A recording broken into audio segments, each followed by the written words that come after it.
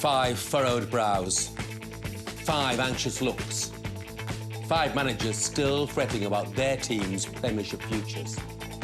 The man with most cause for concern is Alan Pardew. He knows anything less than a win tonight and his Charlton side are down.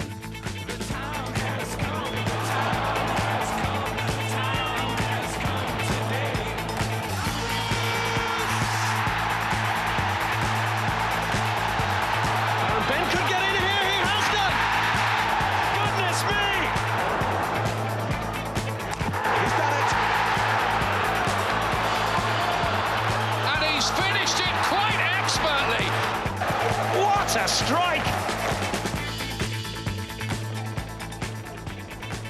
Are they arriving to watch their final home game as fans of a Premiership side? Will it be Scunthorpe, not Spurs, next season here at the Valley? They know what's at stake. Just an 11-mile trip to South East London for these fans. They'll be hoping for a victory to help guarantee journeys to other more exotic venues again next season. They're looking forward to another UEFA Cup campaign. We're at the Valley. It's Charlton against Spurs. It's live on Sky Sports 1, also on HD1, Channel 408, as the fight for survival goes on in the bottom 6, 5 still in the relegation mix. Events here could determine the fate of 2 of those teams. Anything less than a Charlton win, and they are down. Fulham would be safe. Survival for Charlton is, according to Alan Pardew, an impossible task to the logical mind. But events at this stage of the season, of course, often bear no relation to logic. A very good evening and welcome to the Valley. A must-win game for Charlton, and it's a much-used phrase, isn't it? But this time it really is a must-win game for Charlton. With me in the studio is the former Charlton star John Salako and Spurs midfielder Tim Sherwood. Evening, fellas. John, can Charlton possibly defy logic and stay up?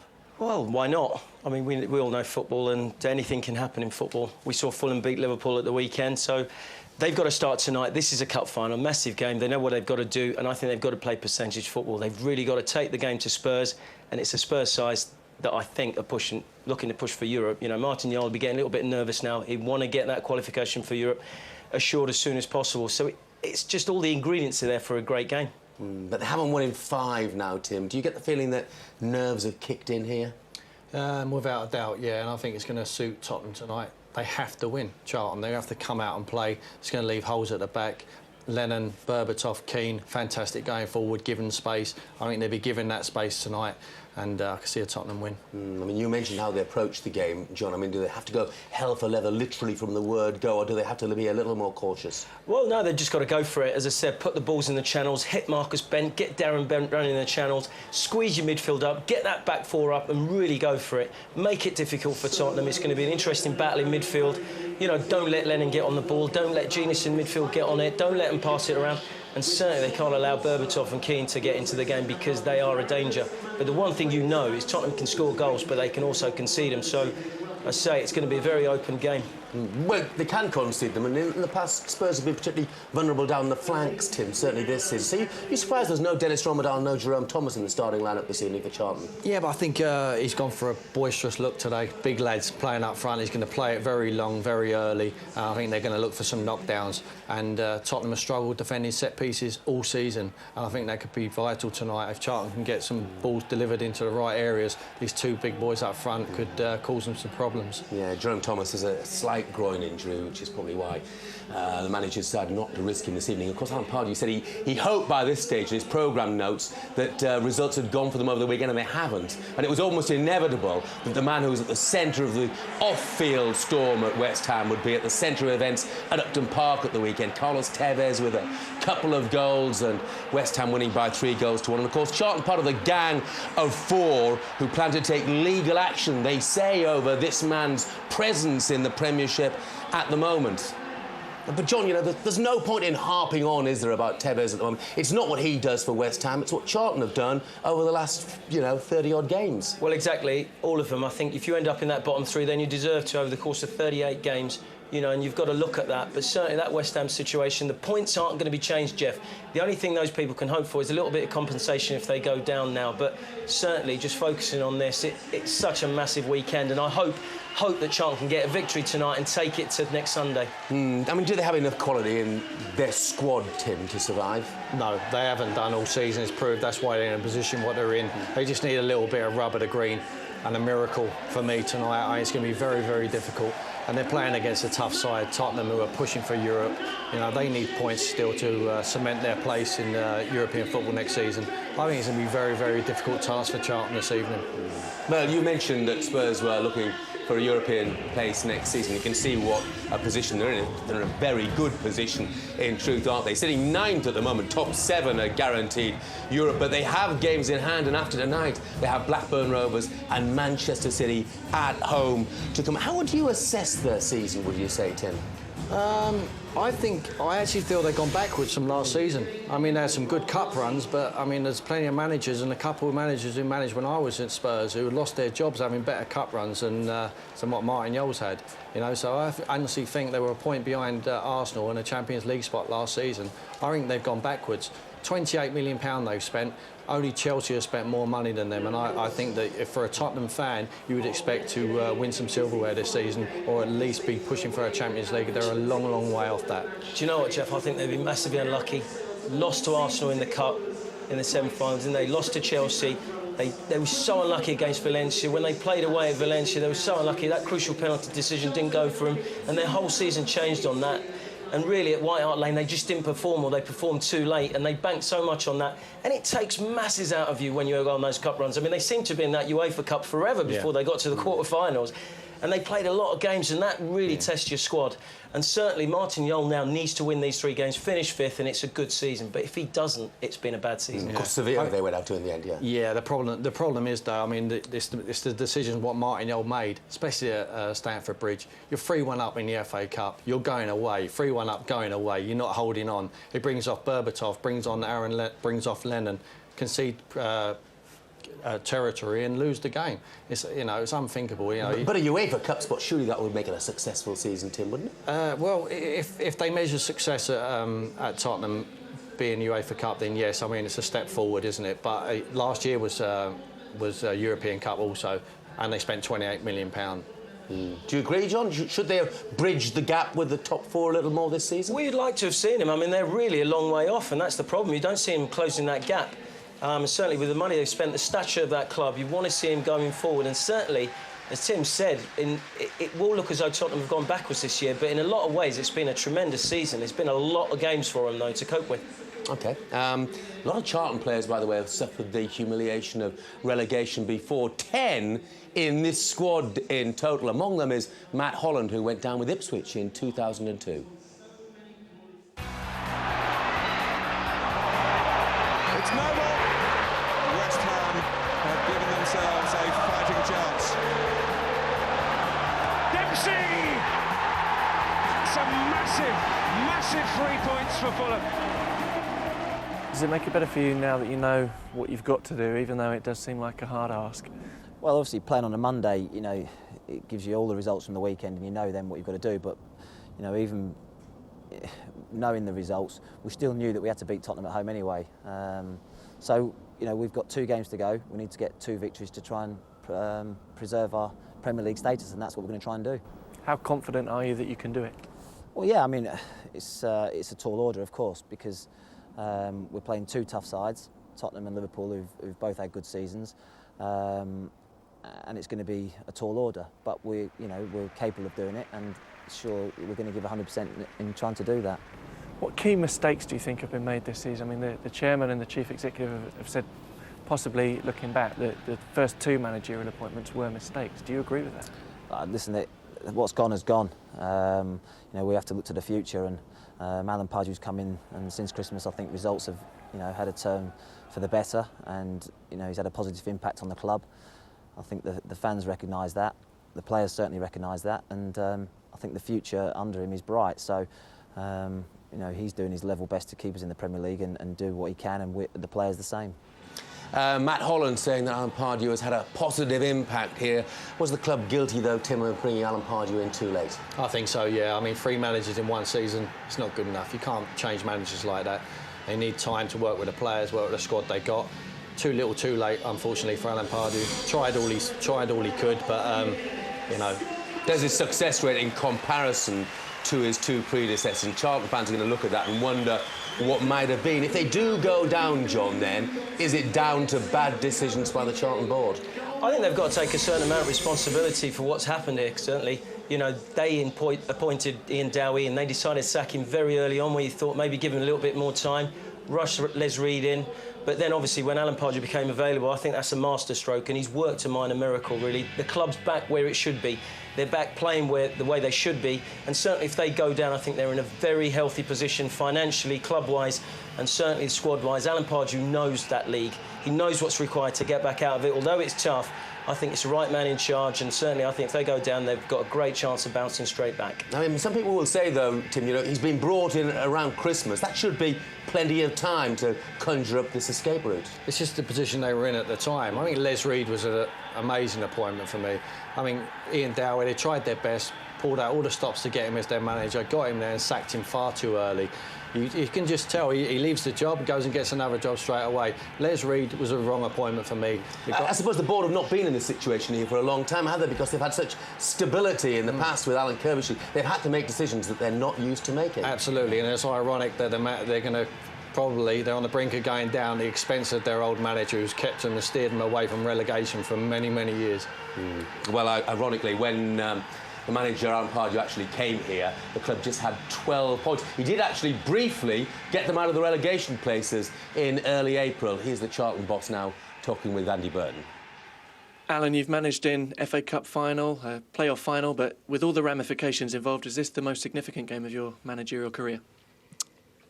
I just feel for the board and the fans here tonight that it is a massive game, and for me personally, of course, we're desperate to give them something to go into that last game with real hope, and that's what we hope to achieve tonight. I think the players have give everything on this run, and unfortunately at the moment we find ourselves just short of it, so we need to do a bit more tonight. You trained here yesterday. Did you have to pick the players up after the results elsewhere? Well, to be honest, you know, you're obviously disappointed with the results because it didn't really go our way. You know, events are such that put more pressure on us. But in some ways, that pressure might help us because it's do or die. We have to win. We're up against a very good team and some very, very good players, make no mistake. So it's a tough call, but we're in a good mood for it. And as I say, if the players put the commitment in that they have in the last sort of 10, 12 games, then I can't fault them. You said in your programme notes that in a logical mind, winning your last 2 games doesn't really fit. But how confident are you that logic can go out of the window and that you can do this? Well, I think that's the beauty of football. There is sometimes no logic to it. And, you know, you could replay the European Champions League final when Liverpool 3-0 down and I think they were never going to come back from that. That wasn't logical, but they did. So the task for us is to win 2 games, 1 at home and 1 away. And that's what we're going to try and do. Berbatov and Keane start tonight with over 40 goals between them this season. How fine a line is it between keeping them out and getting the goals you need? Well, I think you know, you play Spurs, and if you don't control the middle of the pitch, you're going to be in trouble. So that's an area that we need to make sure we control. And we're at home, and at the other end we have the 2 Bents, and I'm hoping that they cause Tottenham's defence more problems than them 2 great players. And just finally, what will be the last thing you say to your players before they leave the dressing room tonight before kick-off?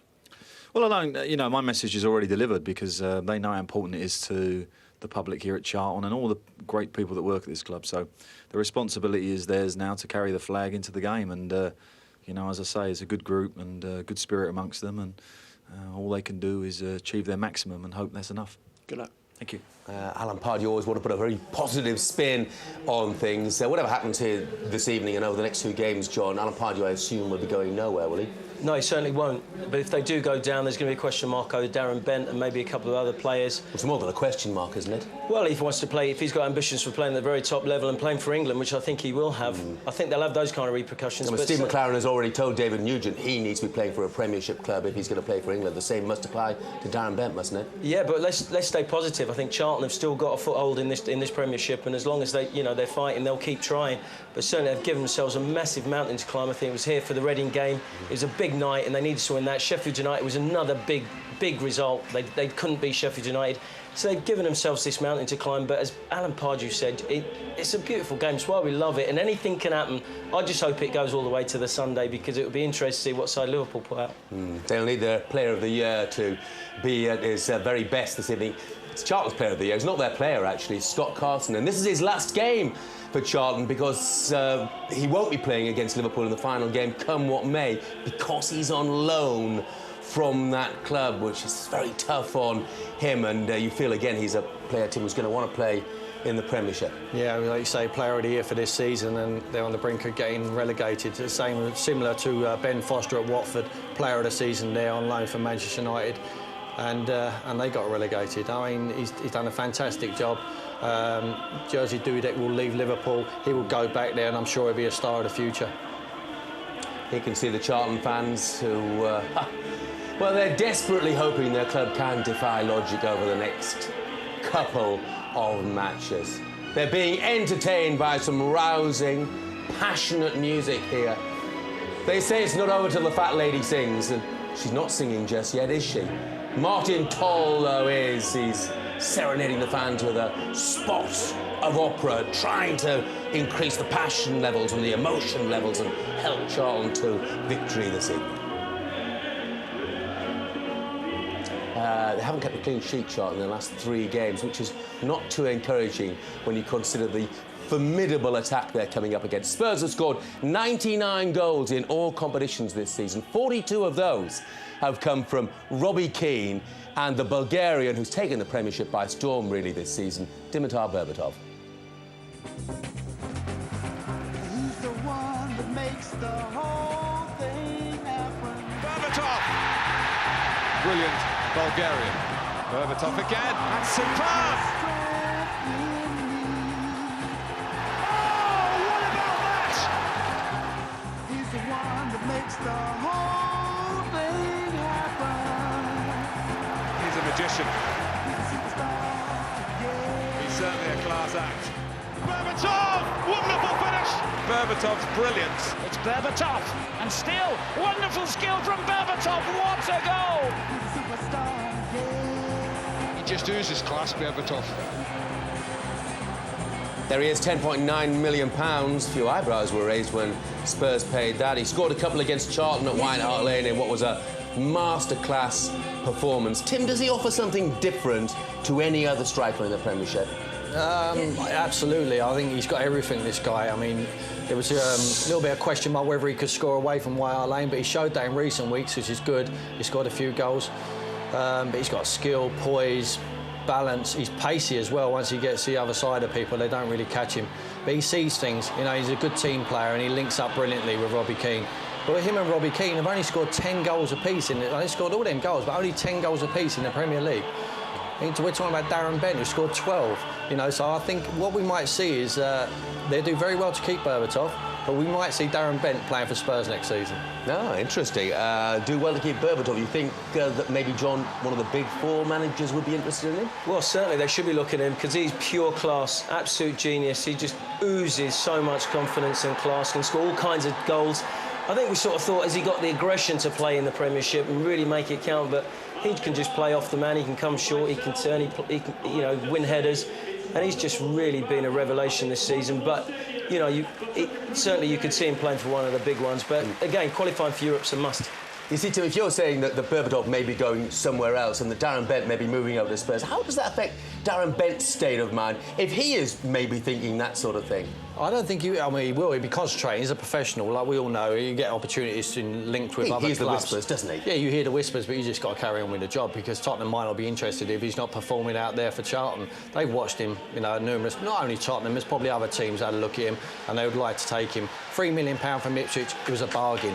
How much would it would cost them now? Berbatov would probably get rid of... They won't want to get rid of Berbatov, don't get me wrong. The Tottenham board would want to keep Defoe Berbatov. Any club would. But I think it'd be very difficult if the guy's got it in his head that he wants to play Champions League football, which I'm sure he does, then one of the big three clubs will come and take him. Berbatov seems to really compliment Robbie Keane as well, doesn't he, John? I mean, Keane has looked reinvigorated this season. He's been fantastic, Robbie Keane. His attitude has been absolutely first class, and he's working so much harder, and that's really been the difference. And he's scored so many quality goals, important goals. We thought, you know, Jermaine Defoe would play, but he's kept him out, and certainly he's just been fantastic this season, scored all kinds of goals, and it all comes from his confidence. He's got great ability, we know that, but he's also added that work rate this season, and he's really reaped the rewards. Yeah, he has had a fantastic season, not just, of course, for his club, but for his country as well. And, of course, he's been keeping Jermaine Defoe, you know, England international striker, sitting on the bench. And, of course, Jermaine Defoe hasn't enjoyed that, but certainly Robbie Keane has. And the pair of them were this month named joint Player of the Month for April. They're a formidable partnership, Tim, aren't they? They've linked up so well, so they might as well share that one as well. I mean, I just feel that Jermaine Defoe is their most prolific goal scorer. But these two guys, I think Berbatov's Martin Yole's top man, and I would suggest that he spoke to him and said, who would you prefer to play with? And when you see him linking up like you do there, Robbie makes so many goals for Berbatov, where Jermaine will go past someone and have a shot, but Robbie sees it, he links people, drags them in, licks it to the side, and Berbatov makes easy finish, vice versa. They do it for each other. They complement each other so well. I think that's why they're formidable. One of the best partnerships, I would say, in the league. They're rotten travellers, though, Spurs, aren't they, John? Just 4 away wins all season. Charlton will take some encouragement from that. Yeah, they have to. Lost 8 games on their travels. I think they've won 3 out of their last 5 away, so they've really altered that statistic in closing the season. But certainly you wonder why that is. They don't travel that well. Maybe it's an attitude thing, but they've been fantastic at White Hart Lane. And that's really been the major reason why they're not right up there competing for 4th and 5th place. So, you know, they'll be looking to close out this season. But Jermaine Defoe's like an instinctive player, isn't he? He just plays off the cuff, and certainly, you know, sort of Robbie Keane's been excellent this year and linked up with Berbatov really well. It'd be lovely to see him play tonight. Now, will that young man be watching Premiership football here next season? This is it, really. This could be Charlton's last top-flight game, well, at least for the foreseeable future. By around 9:45 this evening, their Premiership time may have come and gone.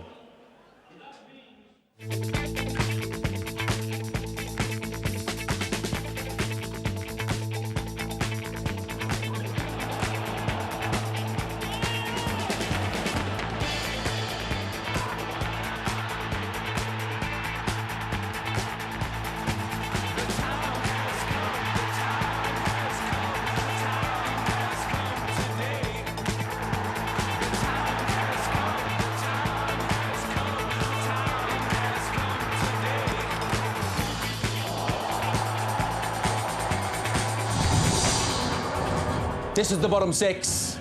For Charlton, it's straightforward. Win or bust. Fail to win tonight, and they will be a championship team next season.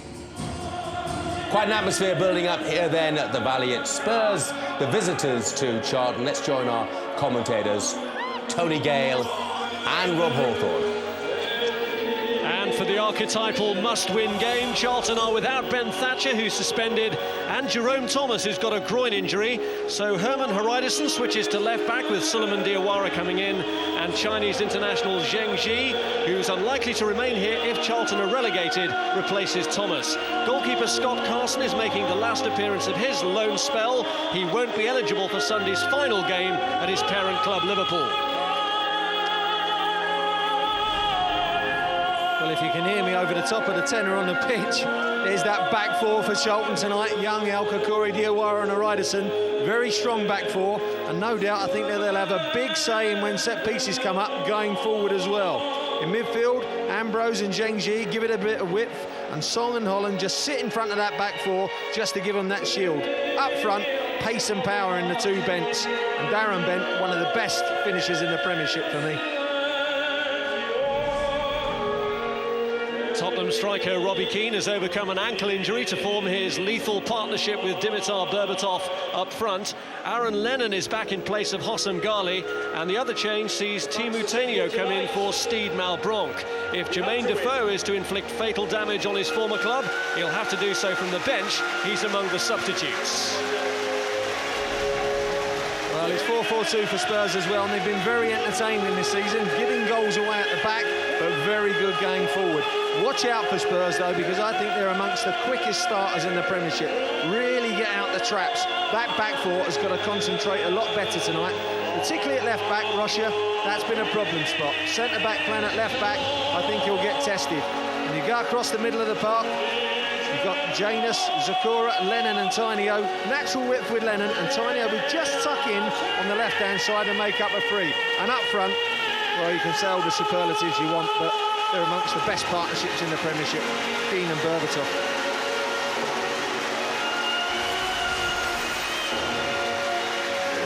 Well, the opera singer here has built up to the big finish, but can Charlton produce a finish to match? Football favourite from Italia 19, Nessun Dorma, and an atmosphere here reminiscent of the one that was built up before Charlton hammered West Ham in a match that at that stage made Charlton's survival look more likely than that of the club that Alan Pardew left behind. Massive day for Darren Bent. His future could be staked on this, because as Alan Pardew has admitted this week, if Charlton do go down, they're unlikely to be able to hold on to him. Plenty of future staked on this, and not only amongst the players as well, it affects the whole club, the structure of a club, when they're relegated to the consequent losses. It'll be interesting to see how they approach the game, Rob. Will they feel their way into it, Charlton, or will they just go straight at Spurs? Really try and shock them. As I said before, Spurs are very quick starters themselves, so a good attacking game in store. I was at the game last season. That was a fantastic game, where Spurs came from behind and won the match. I think it'll be a good one tonight as well. They know what they have to do. Can they do it? It really is win or bust for Charlton. This is the volley. Would you please welcome Tottenham Hotspur and Charlton Athletic.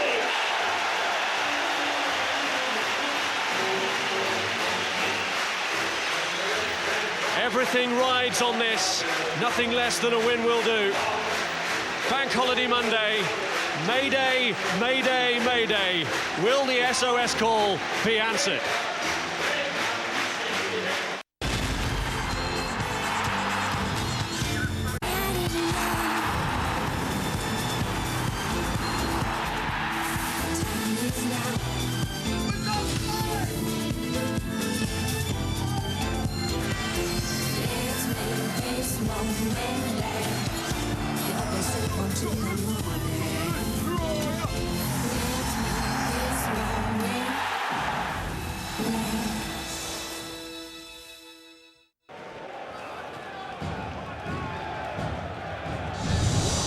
The fight for survival goes on. Will another club go into the red this evening? Charlton can't move out of the relegation places this evening, but they can go under. They have 90 minutes to save themselves as a Premiership club.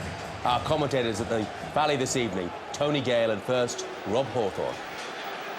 Well, Charlton rightly fearful of the consequences of relegation, and that man, their captain Darren Bent, may have to be sacrificed if they do go down. Spurs are reported to be among his admirers. Who knows, he could be playing for tonight's opponents next season. Well, they retain the belief here. Both of these teams needing 2 wins from their remaining games to achieve their objectives. Charlton to stay in the Premiership, Spurs to get into the UEFA Cup. The difference is Charlton have only 2 games left, Spurs have 3. Tottenham inflicted on Charlton their heaviest defeat of this season, a 5-1 victory at White Hart Lane back in December, on the same day that West Ham suffered the defeat by Bolton that cost Alan Pardew his job. The Charlton kick-off here, knowing that they have to win to stay in the Premiership. That's Robbie Keane. Now Luke Young. And this is Suleiman Diawara, who was looking particularly relaxed as the teams came out.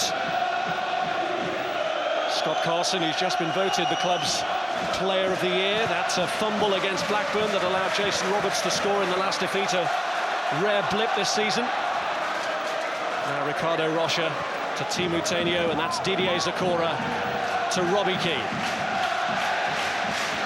This is Aaron Lennon. Chimbonda going on ahead of him. Zakora. Genus.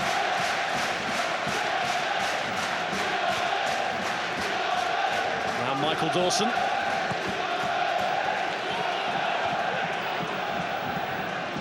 Crowd have been pumped up to expect a dramatic start, but it might be a night where patience is required. Well, they certainly did pump the volume up before the game, Rod, didn't they? With a tenor and the PR system here, probably the loudest in the Premiership. Really got it pumped up. I think that's Alan. He's got it all like that. That's the way he likes it. But now they've got to get off to a quick start. There's Song. This is Berbatov. Ricardo Rocha has gone down injured. This is Genus. Now Tainio. Rocha is back up and hobbling. He's gone for it here, and Song went towards him again. This is Dimitar Berbatov. Robbie Keane. Chimbonda. Keane. Cut out by Hreiderson. Nervous moments these for the Charlton fans when Spurs are buzzing around at the edge of their area. Lennon's in the middle, but that's too long for him. You're going to see a lot of that tonight. Spurs in and around that Charlton area. Just trying to suck one of those defenders out. Central defenders. Just try and make them jump out the line. Keane and Berbatov, both adept at dropping off into that withdrawn situation, and one of those defenders come out and one of those midfielders are getting behind, but be very concentrated in the central defence. Here's Song. Matt Holland. Now Diawara.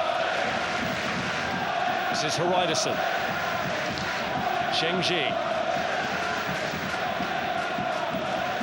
Chinese international has given some of his best performances here at the Valley. That's Dawson with the header clear.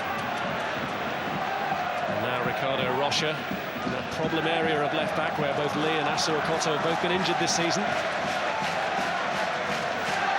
Song thought he'd won the tackle, but Mark Halsey was just a few yards away, says he caught Keane, and the fact that Keane's hobbled away suggests the referee was right. Well, that's what they've got to do, Song and Holland. If Robbie Keane or Berbatov want to drop off, they've got to get back in there and help those central defenders. To say they don't want them jumping out the line too much, they've got to be just sitting there in front of them. Well, Lennon had made a decent run, he did well to retrieve that. Berbatov's intended ball had taken an unlucky deflection then after Lennon had got into a decent position. I think you're right, Robert. Hreiderson got caught ball watching there. The ball was on by Berbatov, in behind him. Tried to get too tight to Lennon, and he nearly got inside him, and was a bit fortunate. Movement of Lennon and Keane in particular will pose Charlton all sorts of problems. There's Tainio, now Didier Zakora. Rocha offering width to his left. He uses Ricardo Rocha, although Young pounces. Luke Young up against his former club. Started his career at Spurs. Then Hoddle sold him 6 years ago in July. Another one whose future might be in question if Charlton go down. That's a good start by Spurs. They camped in the Charlton half, getting hold of the ball in midfield, trying to seek into Keane and Berbatov, and as I said before the game, they're very quick starters. Speaking to Clive Allen before, and he said, well, yeah, we start quick, but it's important that we score early as well when we're in the ascendancy. There's Berbatov, and away by Suleiman Diawara. This is Zhengji. One back though by Robbie Keane. Chimbonda. Keane again. Now Genus. Lennon. Keane trying to deliver the return, but broken up by Alex Song. And given away by Song to Teemu Tainio. Set up for Berbatov. You won't say that often. Poor touch from Berbatov. Here's Ambrose. He's got it around Russia to Darren Bent, who struck it against Ledley King for Charlton's first corner, and their first real chance to conjure something. Bent got on with it. Ambrose looks for Marcus Bent, and it was pinball for a second before Robinson claimed it. Good quick corner. Really cool. Spurs on the hop. That's the Achilles heel for Spurs. Don't defend set pieces very well. Again, just switching off, and it nearly cost them dearly. Here we go, quick corner kick, no one's out there for the short corner, and it comes, whipped in. Look, they're switching off in there. Even turning their back on the ball, nearly cost them.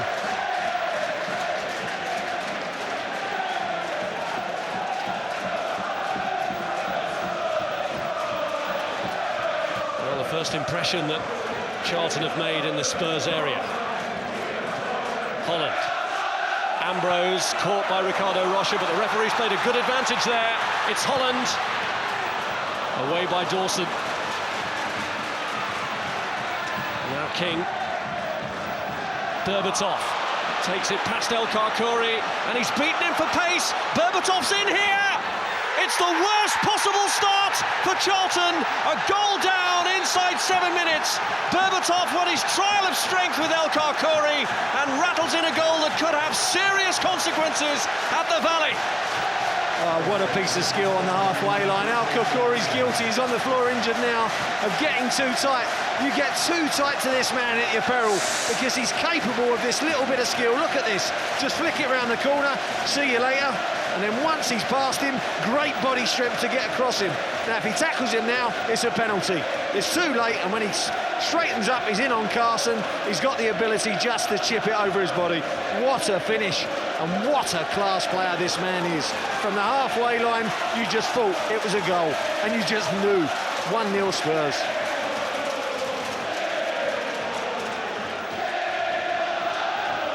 Dimitar Berbatov, and well, an astonishing blow for Charlton. What a setback. The man that they must have feared more than any other in the Tottenham ranks.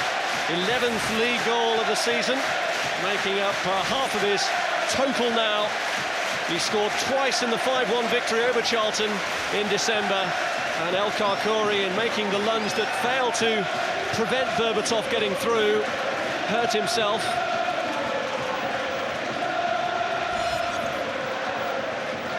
Well, he got too tight on the halfway line, Robin.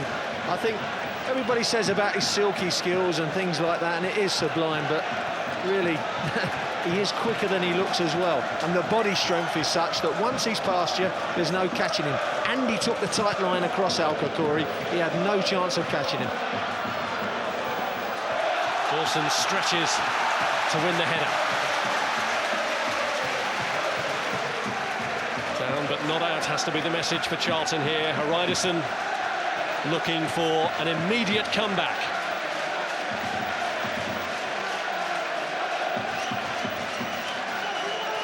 Aim towards Marcus Bent, but it clears him.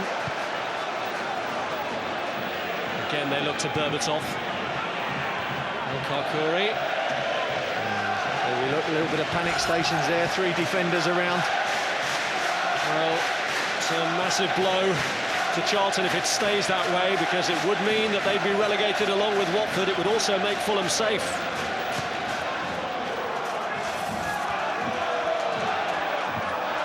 Ricardo Rocha.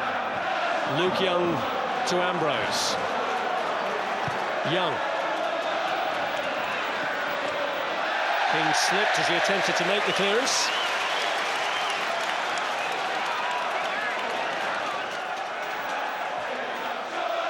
Let's not forget it's a goal of huge import to Spurs too. It would take them into the top 6 if it stayed this way. It's El Karkouri finding Zheng Ji. It's been a really awkward start though for El Karkouri. And at the moment it shows. Here's Berbatov, the man who punished him already. Now Genus. Looking for Lennon, but it's too far in front of him. Well, it was a great run by Genus. He took a couple of defenders away and Berbatov chose to ignore him. It was the right decision and picked out Genus, and unfortunately the volley didn't match the ball. Here's the goal again. Have a look at this. What a touch on the halfway line. And then it's the ability to get across Al Khoukouri, and he's got to foul him, but he's not going to catch him, is he? And at the end of it, 40, 50-yard run, he's just got that ability just to think it over the keeper, Carson. What a goal. What a player.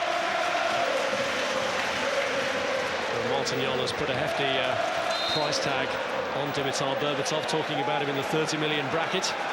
Spurs have to be, at the very least, playing in the UEFA Cup, I'm sure, to satisfy his requirements, but really you'd have to say his performances have been worthy of the Champions League. Well, it's the type of player they've got to keep hold of, Rob. If they want to close that gap, they've got to keep hold of players like that. They had to sell Michael Carrick because of the bid from United.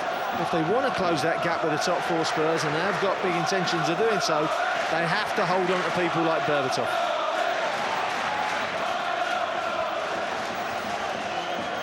Frustration already kicking in here for Charlton. Yeah, Ambrose just coming back on Antonio and then just punching it away. It's been that kind of a start. Spurs been out the traps really quickly, just as I said, and they've scored as well.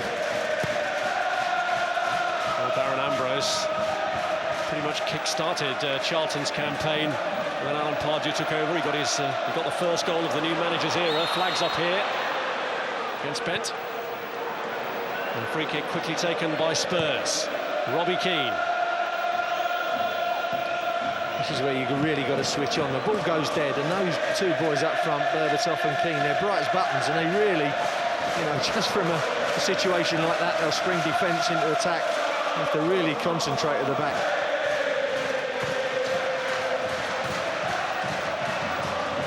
Dawson. Now Darren Bent. Looking to pick out Zheng Ji. And here's Aaron Lennon.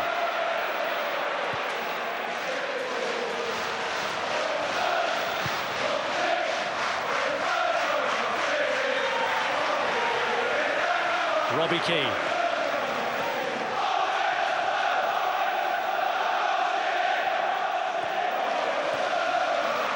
Berbatov. Kept in by Luke Young.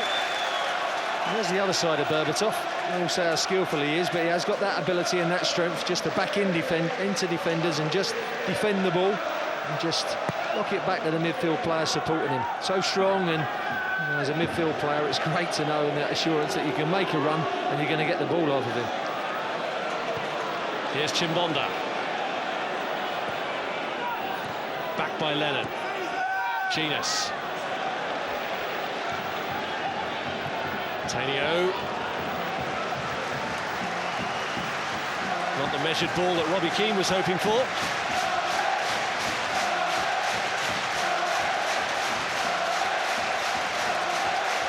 Well, they're trying to rally their team for the goal that Spurs have scored.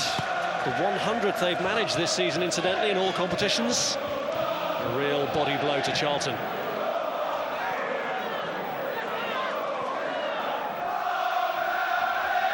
It's back by Diawara.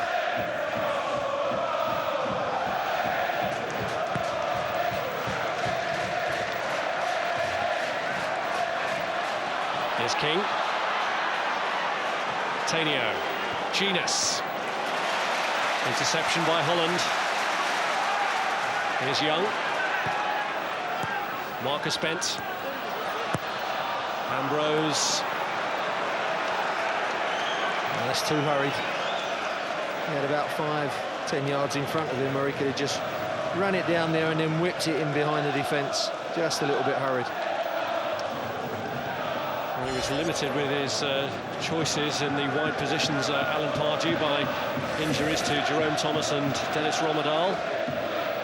Darren Ambrose has been a key figure since he took over here at the Valley, not only scoring the first goal under him, but also scoring against all of their relegation rivals in Fulham and Watford and West Ham. And when they beat West Ham here as emphatically as they did, it looked as though the momentum was with Charlton then. But now you get the impression they almost maybe peaked too soon. But is there to be another twist here yet? Certainly plenty of time. Ambrose. Tenio just trying to restrict him. Cleared by Ricardo Rocha to Berbatov. Here's Keane. Now Lennon makes the move through the centre.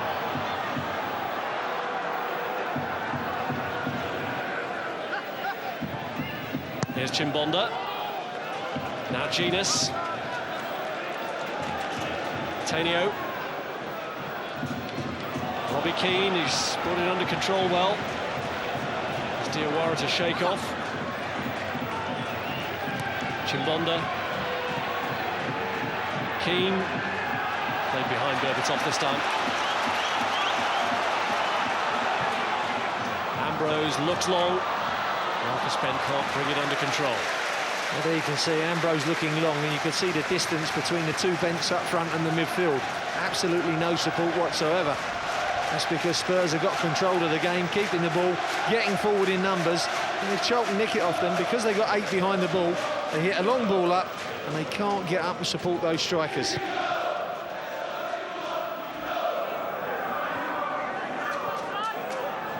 Here's Tenio.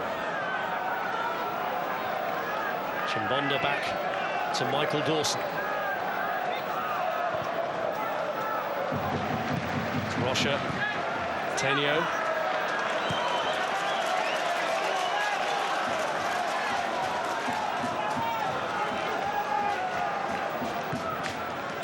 Holland. Now Son. Diawara.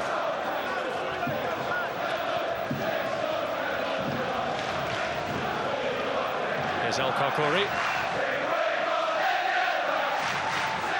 Luke Young.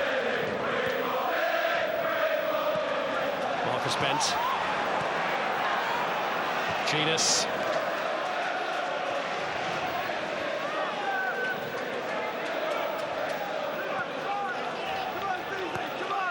Here's Pascal Chimbonda. Berbatov. Chimbonda looking to pull it back for Lennon. Zhengzhi got back though. Ryderson want to let it run for the corner. Maybe just a little bit guilty of overplaying at times, Spurs, when they get down in that last third. Don't want to whip a ball into the area. But it's nice to watch, isn't it? In by Berbatov. Crucial header away by Young. Keane was just behind him.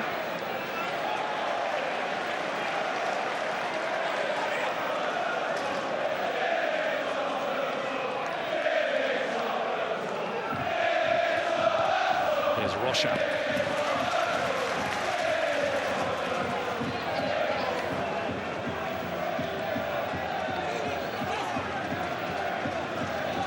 Berbatov. Push through towards Keane, and the flag stayed down for him.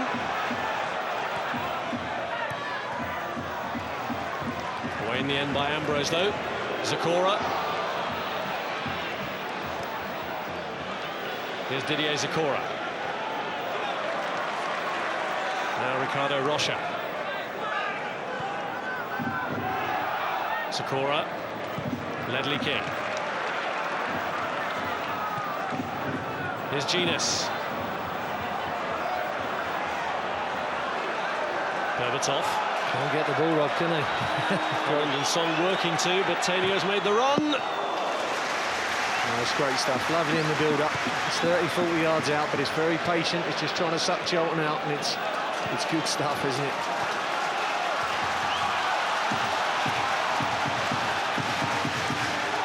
There we go, 60% possession to Spurs, and that says it all. And that possession has been in good areas as well. Good areas of the pitch up in that last third. Always looking to probe. And they've made that possession count inside 7 minutes. Zhengzhi forced into the challenge then on Chimbonda. Here's Dawson.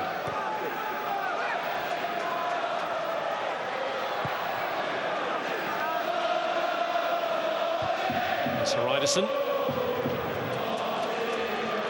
Dawson just checking on Marcus Bent's position, and because Marcus Bent went for it, the flag was up.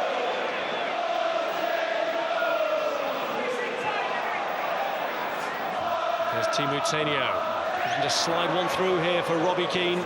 Diawara shadowing him. Antonio's given him a little problem. He's coming in off this left flank. It's allowing Lennon to play further up the pitch on the right, but he's coming in and getting in little holes. Berbatov comes out to the left. Antonio just goes and sits in behind the midfielder, Charlton, just tucks himself in, and he's getting found constantly because he's that spare man coming in off the line. Now here's Didier Zakora. Horiderson. Now Zhengji. This is Marcus Bent. Darren Bent was up ahead. Dawson got a toe to it. Ambrose. Trying to get around Timu Tainio. Blocked him off, and Charlton win a free kick. Well, he didn't need to do that. He knew what Darren Ambrose was about to do, go on the outside, and he got across him too early. Clear foul. And it's a silly one to give away as well.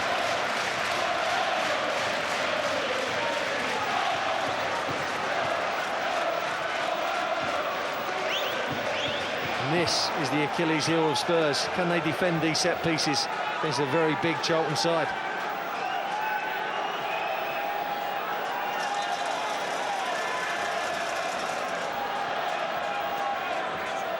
It's Ambrose who plays it in. It was an audacious flick from El Karkouri.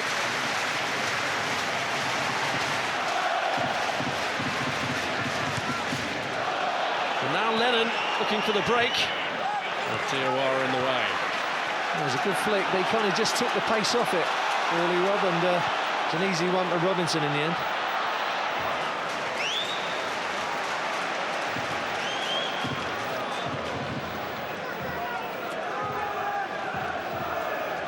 Here's Genus.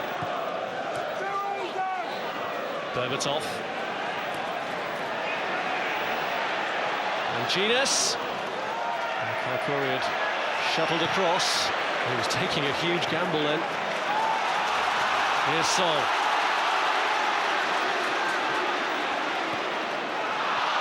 It's a wasted pass straight to Tainio. Timu Tainio was looking for Robbie Keane then. On a knife edge this for Charlton. Here is Marcus Bent. Struck against Ledley King for the corner. The set pieces are looking the way for Charlton at the moment. There's a nice little bit of play by Spurs there, nicking it off of Charlton. And Tainio, if he'd got it in the air, Robbie Keane had broken the offside trap, I felt. And here's their chance, Charlton. Set pieces. Well, El Karkouri almost opened them up from a free kick. He's come forward for Ambrose's corner. Gone straight into the 6-yard box. Beyond him, though, Horiderson challenging. And no foul on the goalkeeper, despite Robinson's vehement protests. They've got to be stronger than that, Robinson, when he's jumping for the ball. Horiderson goes for the ball and he's not strong. He's come for this one, Paul Robinson. It's an area where his confidence has been questioned for club and country. Here's Zakora. Now Pascal Chimbonda.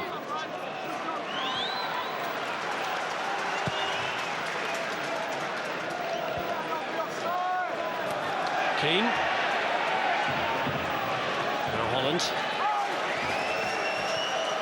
Scott Carson, who's understudied Paul Robinson for club and country. They were together at Leeds.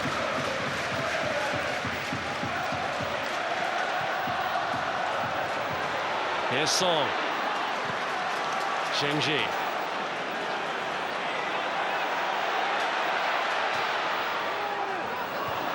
Rocha comes to meet it. Keane with a header back to Jermaine Gidas.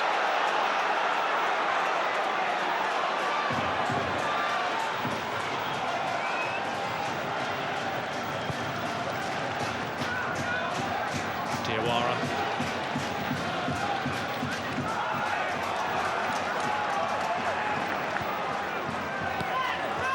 Ambrose. Holland. Now Diawara.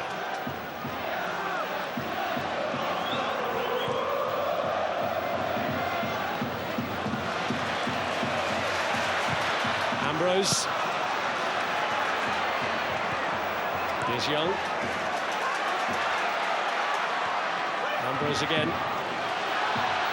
Young was closed down by Genus. He's won it back, looking for Marcus Bent. Taylor away. Oh, contrasting styles, Spurs building up patiently. Charlton looking for those longer balls into the Bents, down the side of the central defenders, and not defending them too well at the moment, Spurs. They should be cutting a few more of them out off at source. Holland. Madison going into challenge with Lennon, but Keane has won it for Chimbonda, who's got space to move into, space that Holland has gone across to cover. Here's Berbatov. Away by Talal El Karkouri. Darren Ambrose. Marcus Bent has peeled away to the far side. He's looked for him. He needed Darren Bent in a more central position, and he'd gone to the other post. Well, with just the two strikers up there and they're going longer like that, it's impossible for the midfield players to break between the central defenders, and that's what you need to do when you're hitting longer crosses in like that. They're going in onto the far post. You need one of those midfield players coming into the box. If it's from the wide side, Zhengji, fine. If it's down the middle, from Holland or Song, that's okay as well. But they're leaving the two of them to spar for themselves.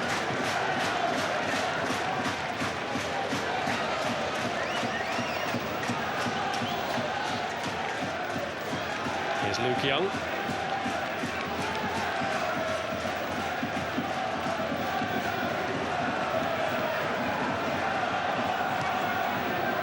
Alex Song.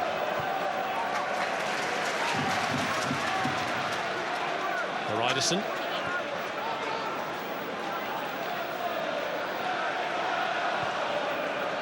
Diawara. That was by Darren Bent.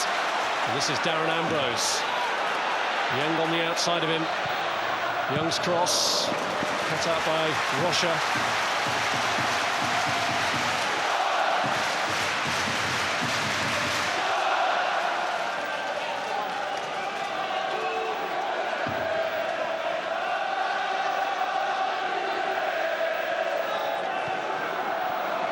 There's El Karkouri. Back by Diawara.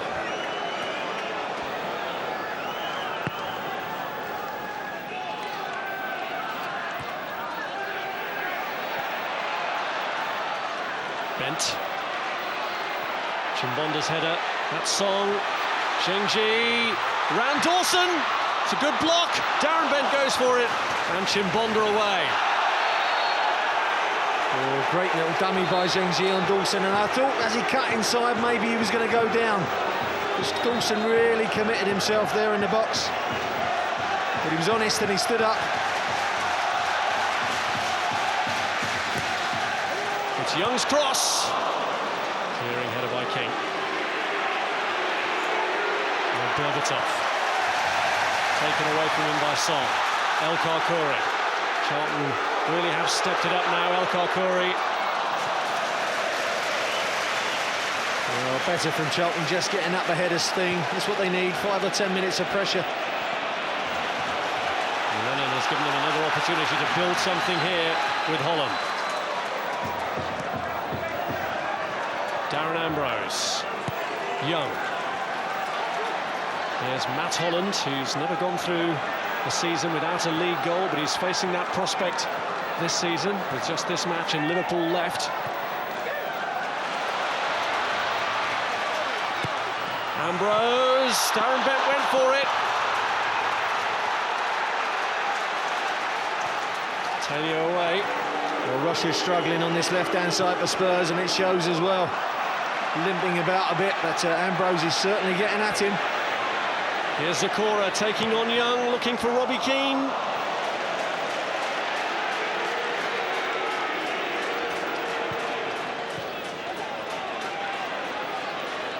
Lennon. Genus. Chimbonda.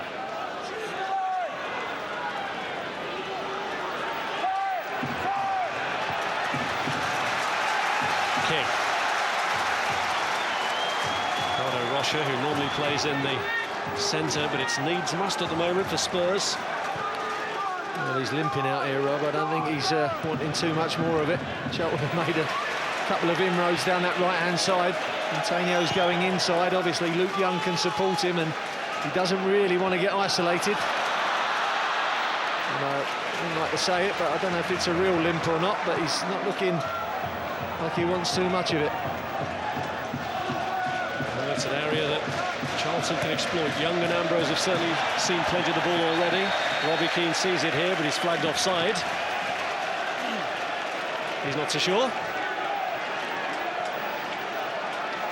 There we go. Too cleverly, is he? I think it's an half a limp, isn't it? And it's certainly Martin Yole's had his problems there in the left-back spot, hasn't he? Rocha filling in centre-back by trade, and I think he struggles at times.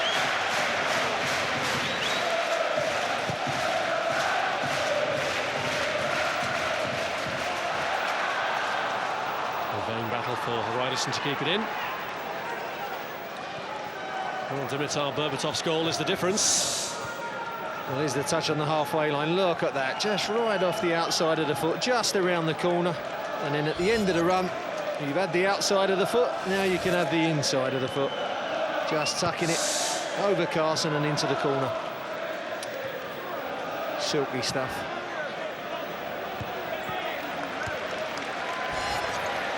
So as things stand, Charlton will be going down with Watford from the Premiership, and Fulham would be safe on the points they've already accrued.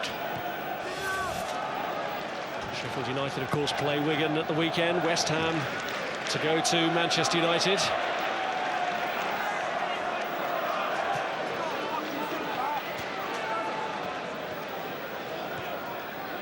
Here's Zakora. Holland. Song. Luke Young. Ambrose.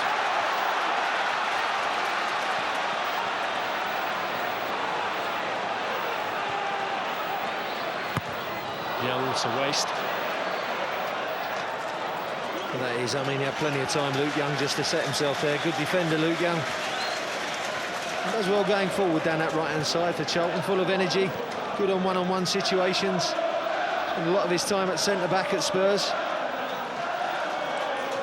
Well, the prayers not being answered so far for Charlton fans who aren't used to seeing their team win their last match of the season. It's happened just once in the last 8 years.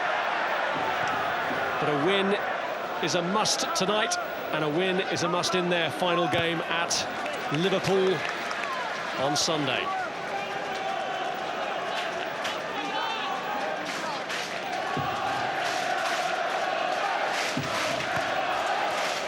Here's Zhengji. Now Genius.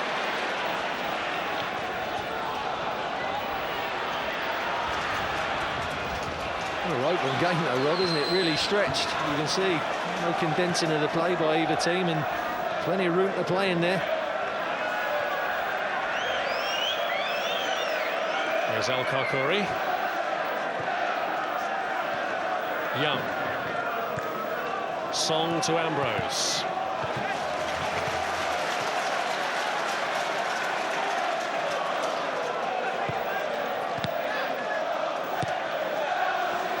King. Rocha. Cut out by Holland. Now Dawson. Here's Chimbonda.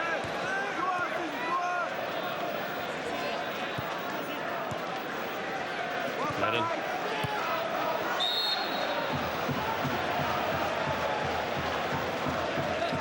Well, Ryderson's got his work cut out. Aaron Lennon, he doesn't know whether to get tight.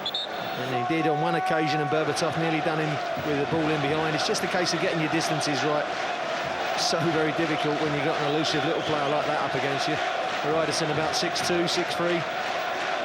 He's about 5'2", 5'3", isn't he, Lennon? And as quick as anything. Got his work cut out against him tonight.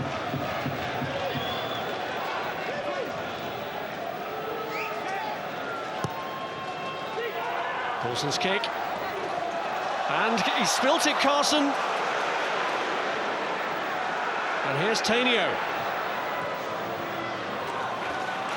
Well, that could have been another moment of acute embarrassment for the on-loan Charlton goalkeeper. Here's Marcus Bent. Tenio.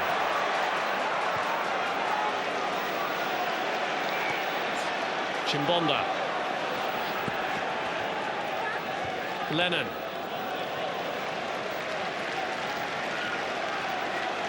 Well, nerves always play a big part.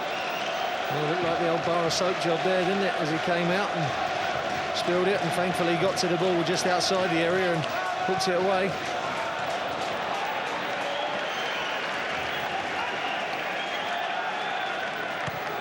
Generally consistent performances this season from Scott Carson, who beat Darren Bent in the Player of the Year poll.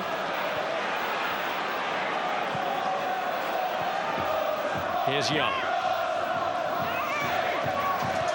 Alex Song. Now Marcus Bent. Song pushed through to Darren Bent. Can he get there first? Song! Well wide. Oh, that's the first time Song's broke forward, and that's a great little ball to Darren Bent, but Robinson does ever so well not to hook him down as he dived out. Well, they weren't hanging around Tottenham. Charlton was still wondering about that miss. Spurs were breaking, looking to catch them on the counter-attack. Here's Darren Bent. Marcus Bent in the middle this time. Zheng Ji. Here's Song. He's lost out to Lennon. Well, it's good to see Song getting forward. They've sat just deep, Song and Holland, and it's what you need to support the strikers, and it was a great little ball in behind the Spurs central defenders and nearly got that equaliser.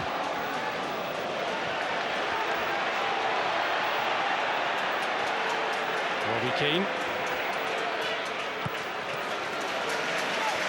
Martinez.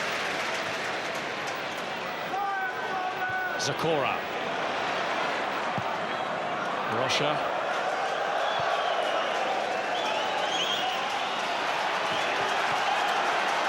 And either side hanging around here. Ambrose. Holland.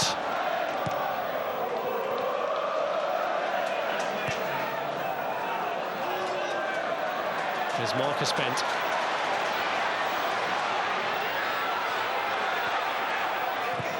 Young swings it in. It's met by Genus. Antonio stops Young getting a second bite of the cherry.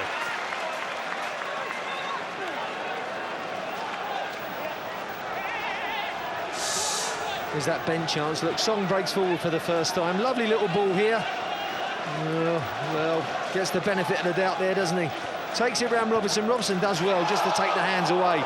Gets it back in. Should be hitting the target from there with that header. Really should be.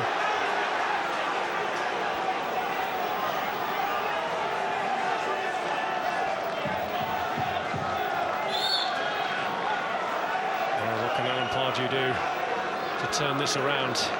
Alex Song was maybe not the man he would have wanted in that position at that moment. But Dimitar Berbatov certainly knows where the net is. He's found it tonight with that early goal for Spurs that puts Charlton under so much pressure. I think he'll be encouraged though, Pards, with the way they've come on in this first half. Spurs started really brightly, but they've just come on and created a few chances for themselves, Charlton, and a few reasons to be cheerful maybe going into the break that they can break Spurs down. Here's Zakora. Too much on it for Dimitar Berbatov.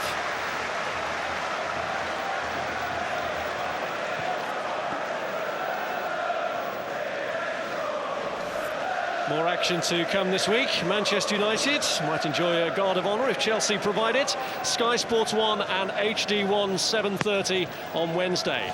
And we'll be viewing Spurs in action again on Thursday, 7:30, Sky Sports 1 and HD1, as the push for Europe continues against rivals for a place in the UEFA Cup, Blackburn Rovers. Here's Ambrose.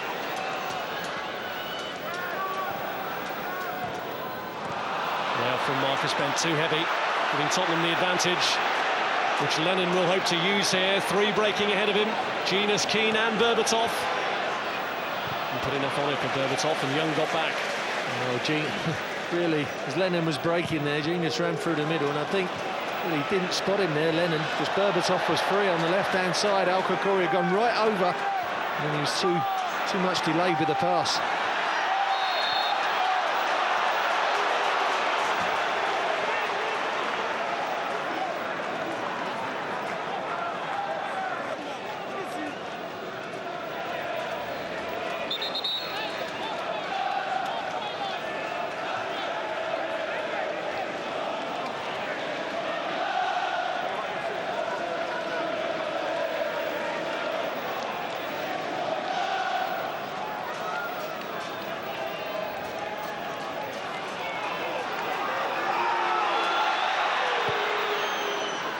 Dawson looking for Berbatov.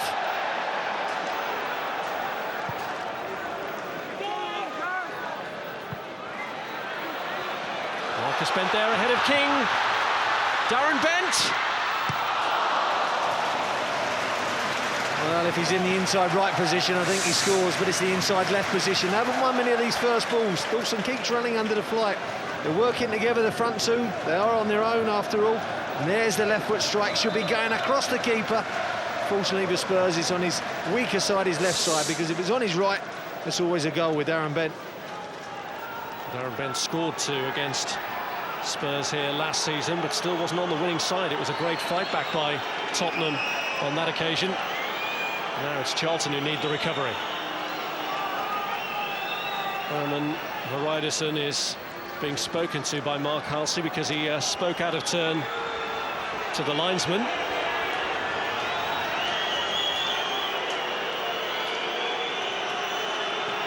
The referee just letting him know who's in charge. Phil Sharp was the man that Herman Hreidarsson had words with.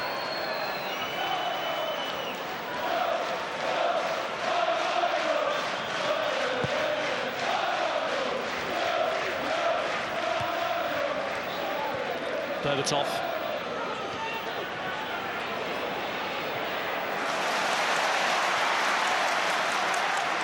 Young. Marcus Bent. Holland. Young.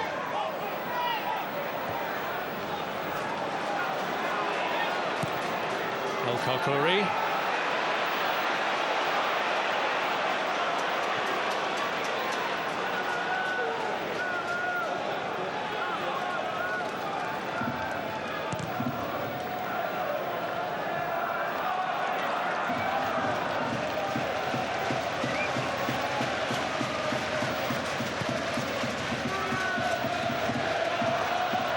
Dawson. There's Zakora. It's Hreidarsson's header. Chimbonda. Holland. It's Chimbonda's header across that King deals with. And Lennon can't keep it in. That front two won their fair share of the long balls. The opposite striker running on in the knowledge that they have a fair chance of getting a flick on. Khoukouri striding forward for this throw-in late in the half.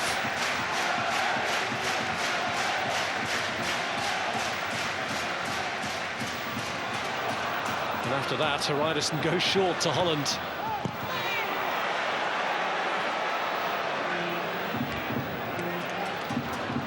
Here's Marcus Bent. Well, they wasted the opportunity from the throw. What can they make of the corner? They've got to be good on the delivery. I think Alan Pardew was going mad there. He wanted a long throw into the box. He knows Spurs are a little bit brittle at the back when they can defend in these set pieces. And he wants to get it in the mixer. Time running out to get level before the break. As good an opportunity as any. Flick back by Darren Bent. Song to keep it in. Here's Zhengji. Darren Bent. Song tosses one in there for Marcus Bent, and Robinson comes to push it away.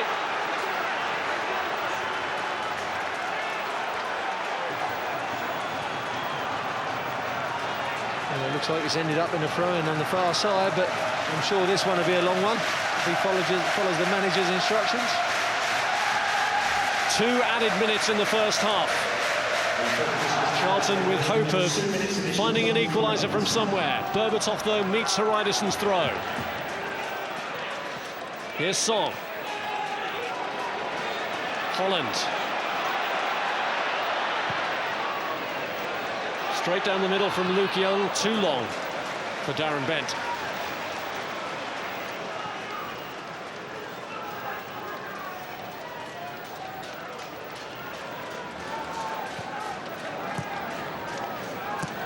King.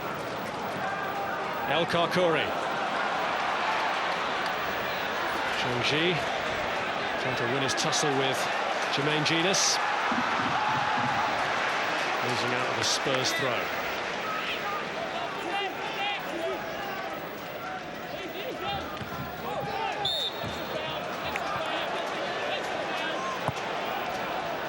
Good free kick from Dimitar Berbatov.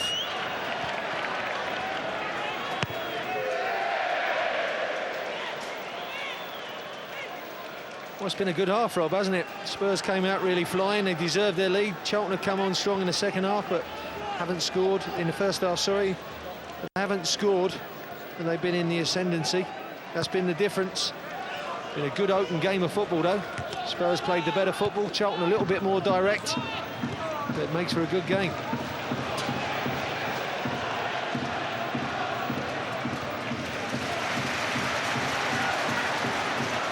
Here's Luke Young. Matt Holland.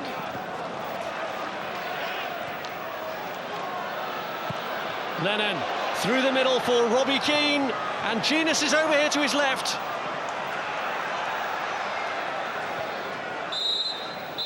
Well, the most crucial half-time team talk of Alan Pardew's short reign at Charlton looms here. His last direct communication with his players to try and save their season, save their Premiership status. They're trailing to Dimitar Berbatov's goal that, as things stand, would send them down. It's Charlton 0, Tottenham 1. Yeah, not sure the thumbs up was aimed at. It's looking more like a thumbs down at the moment, isn't it? 45 minutes to save themselves. The views of Tim Sherwood and John Solaka when we come back in a minute. Just the one goal separating the sides at half-time. A bit of Bulgarian brilliance from Berbatov has left Charlton very much on the brink.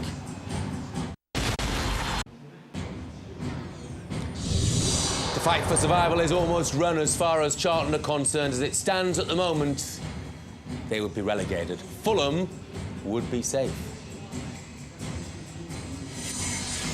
Football coming up for you on Sky Sports. We've got the second leg of the conference playoff semi-final between Oxford and Exeter. Oxford take a 1-goal advantage at the Kassam Stadium. The winners to face Morecambe. Sky Sports 1-7:30. Tall academic, but it could be awfully entertaining, couldn't it? As Chelsea, the former champions, take on the new champions, Manchester United. Sky Sports 1 at HD1, 7:30 on Wednesday. And the Battle of Europe goes on Thursday at White Hart Lane as Spurs play Blackburn. Sky Sports 1 at HD1 from 7:30. Half-time at the Valley, not going the way that Charlton fans had hoped. Charlton 0, Spurs 1. With me in the studio, John Solako and Tim Sherwood. Well, we talked about Dimitar Berbatov beforehand, Tim, at length, so Charlton knew what to expect, didn't they? But they couldn't quite have anticipated the sort of quality strike that Berbatov produced. No, it was fantastic skill from Dimitar. You know, he took the ball, he's on his own up there. There was no support, it's just a long punt forward, really. I guided into him and he had it. He knew what he was going to do from here. He knows exactly what he's going to do. El Karkouri gets far too tight, no cover from the other centre-half there, and he's got a long way to go, and he tucks it in, keeps his head. He's got that coolness, that coldness about him. You know, he's got to foul him very early. There, he needs to bring him down. You know, that would have happened in days of old, wouldn't it, of course? But I mean, I would never have been able to catch him, but he would have definitely been coming down with me there. I mean, there's no option but to bring him down. He wouldn't have got sent off. He's so far away from goal. And unfortunately, he gets too far forward into the penalty area and his finish is sublime. What about the response from Charlton then, John? Well, I thought they were slow coming out the blocks. They really didn't have enough intensity and squeeze men out the pitch. In the last 15 minutes, they did that. They got it into areas. Bent, the two Bents were winning headers and getting beyond. And when Song gets the attack, Matty Holland's sitting in, but Song's got to get in there. Zhengzi's got to get forward. Ambrose and Luke Young have been excellent down the right. But really, look at that. You've got to give the forward the benefit of the doubt there. He makes a great run. This is what it's all about. And this is the first time, really, Song gets on the ball, plays him in. And then the composure from Bent. They all come. He plays a lovely ball back into the box, and you think he's got to hit target. And he just skews his header wide. I don't think he's ever scored for Charlton, Song. Hasn't just one goal in English football, in fact, and that was in the Carling Cup.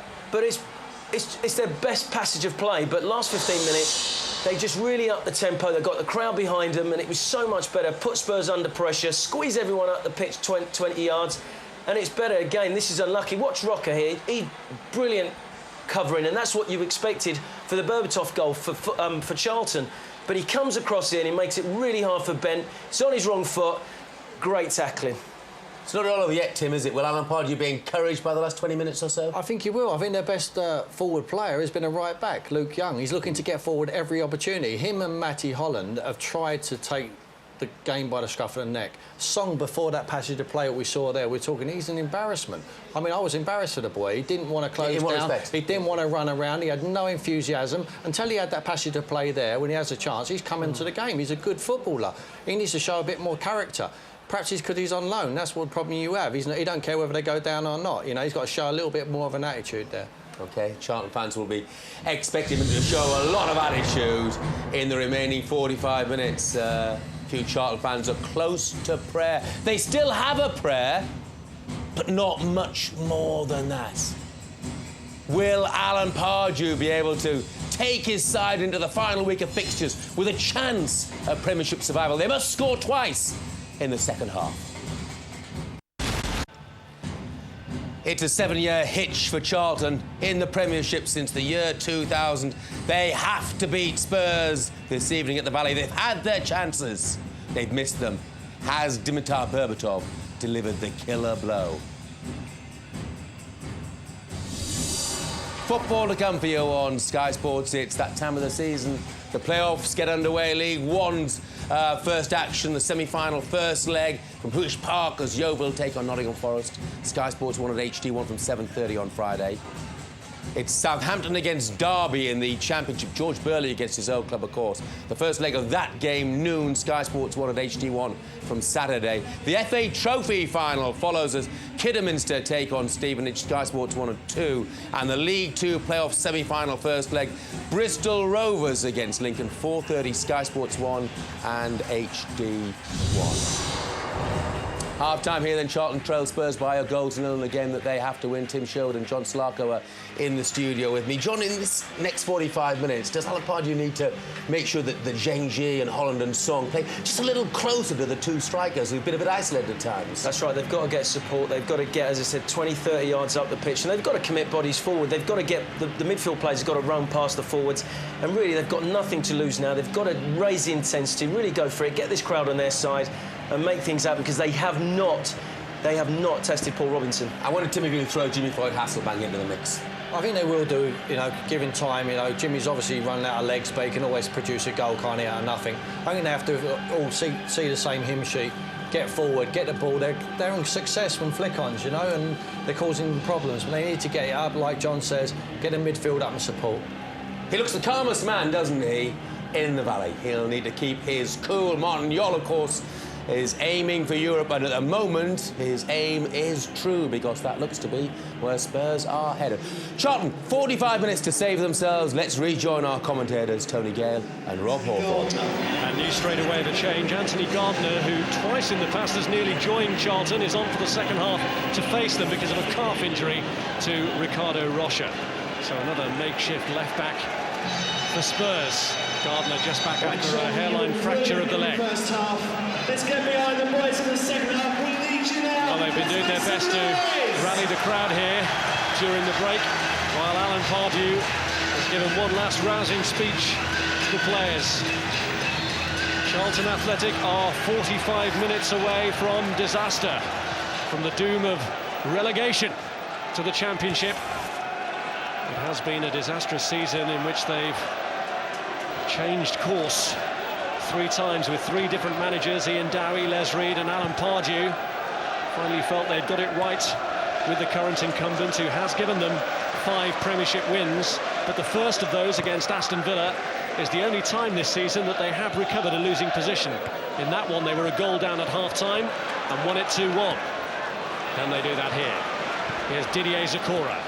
Now Dimitar Berbatov, who gave Spurs their first half lead. Matt Holland. This is Genus. And now Pascal Chimbonda. This is Aaron Lennon. Well, a nice positive start to the second half. Charlton need commit those bodies forward from the midfield areas to support that front two. Like the boys are saying in the studio, the winning flick-ons, the 2 bents, just need someone to get in between them from the midfield. Maybe Zhengji off the line, or one of the midfield players, probably Song, just to dart in between and make up the extra man. Berbatov has closed down El Karkouri and won it back reasonably cheaply. Looking for Lennon. Haraidison cuts it out. This is Genus. Now Michael Dawson. Berbatov. Chimbonda's ball in.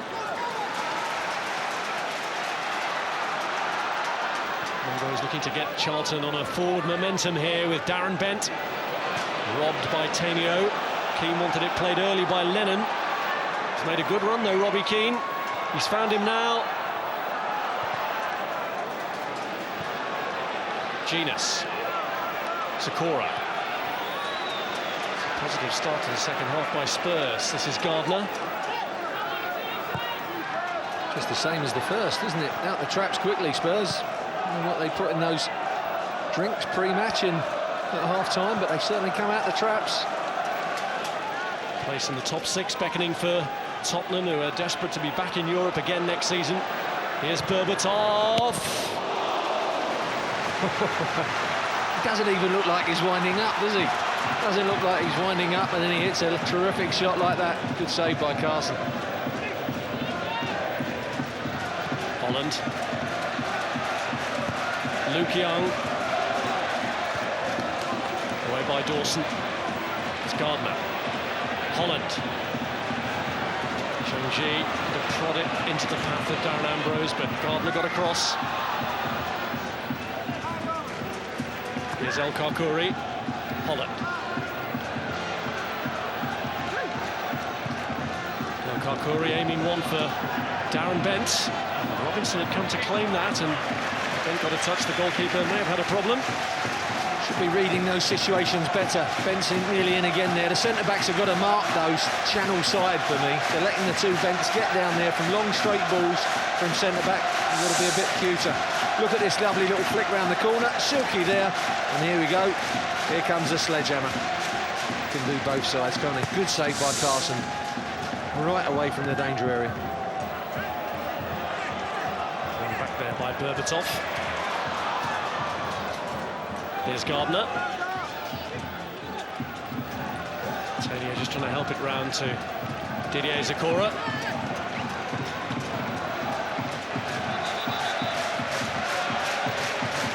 Foul throw.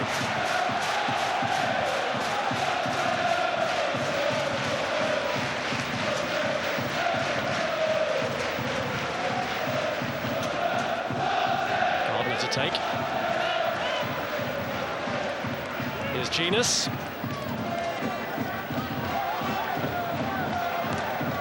Pascal Chimbonda. Heavy from Lennon.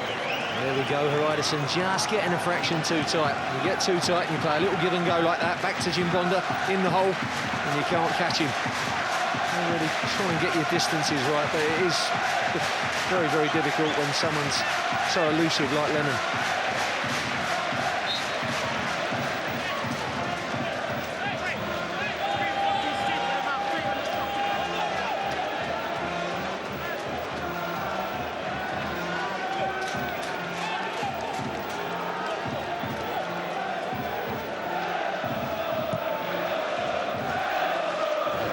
Seeking out Marcus Bent. Here's Holland. Helped on by Song. Flag was up against Darren Bent, but the referees let play continue. Berbatov. Lennon has made the burst, and Al-Karkouri lets it run.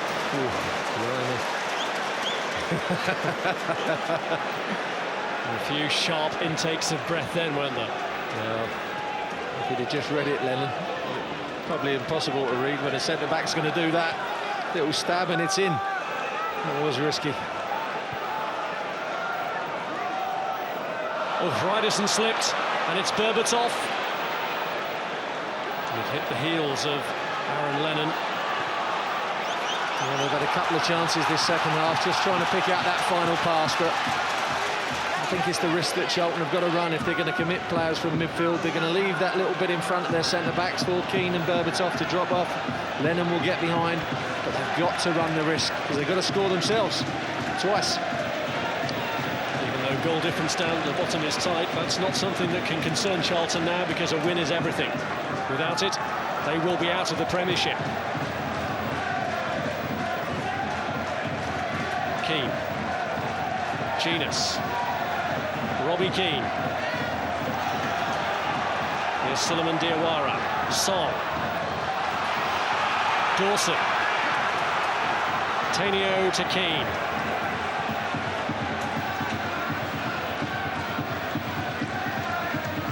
Berbatov. Keane pulls it across, and Al-Karkouri cuts it out. Well, perfect 1-2, wasn't it? Berbatov dropping off deep. You play it sort of square, and then you get in behind. Keane and Berbatov on exactly the same wavelength.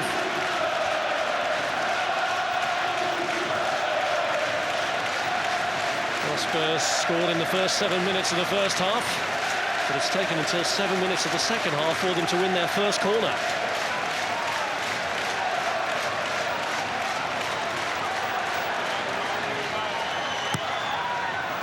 Delivers the corner, and Dawson was in there, and so too is Ledley King.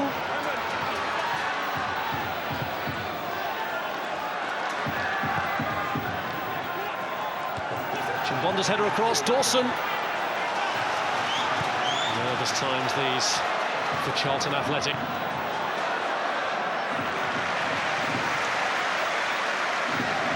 No let up from Spurs. You wouldn't expect it to be, with so much for them to fight for.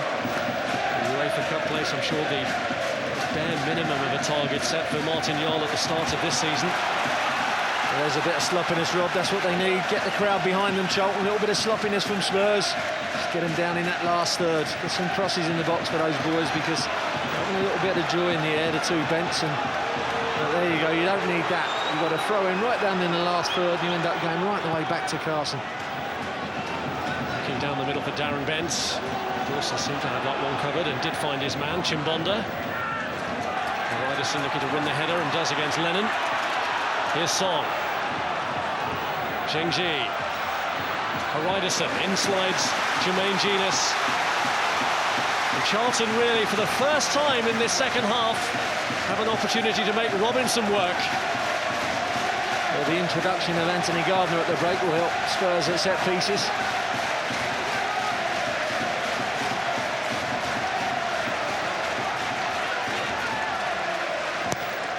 Ambrose's corner, cleared by Michael Dawson. Back by Holland. And Young goes all the way back.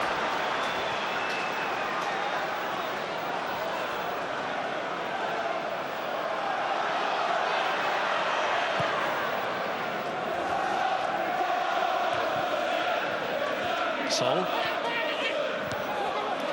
On by Marcus Bent. And Song wins another Charlton corner. It's one area where they're starting to get some joy again. That's what he's going to do a lot more of. Up and support and get beyond those strikers, as well as supporting him from deep. Drive Spurs back.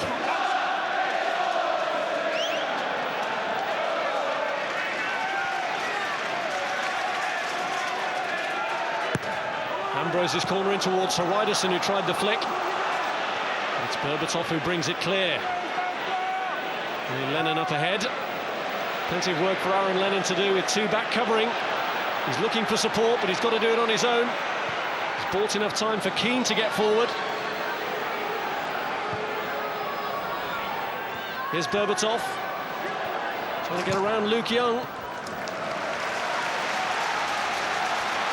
can hear a pin drop when those boys are on the ball, Lennon, Berbatov and King. It's as if they're expecting it, the crowd, to get that feel of blow in. Here's Darren Bent.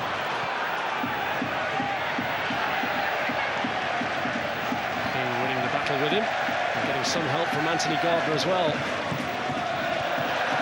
That's when they seem to negotiate their way out of trouble. Sakura gives Charlton the throw. Here's Luke Young putting in another teasing ball that Ledley King deals with. Yet another Charlton corner. Surely by the law of averages they have to make one count. Into himself a few problems, Spurs, particularly on that left-hand side, giving away a couple of needless throw-ins and conceding all these corners. Need this delivery right to attack. Charlton's 6th corner of the game. But again, Spurs clear.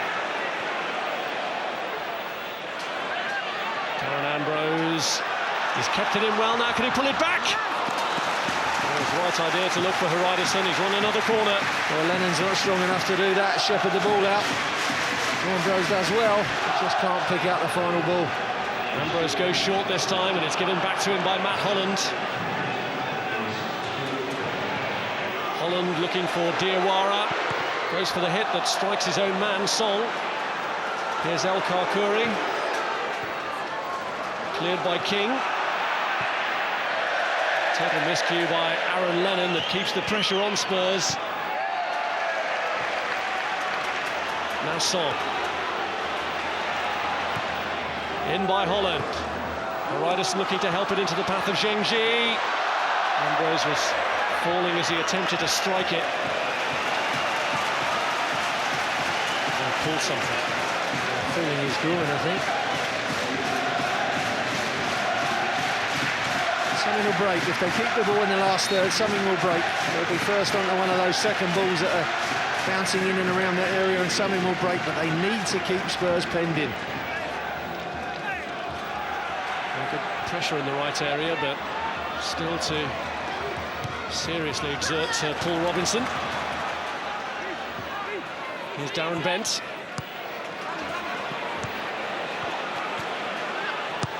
Young. Dawson gets enough on it. Chimbonda keeps it in, but Haraidison is there for Charlton. Holland. El Karkouri.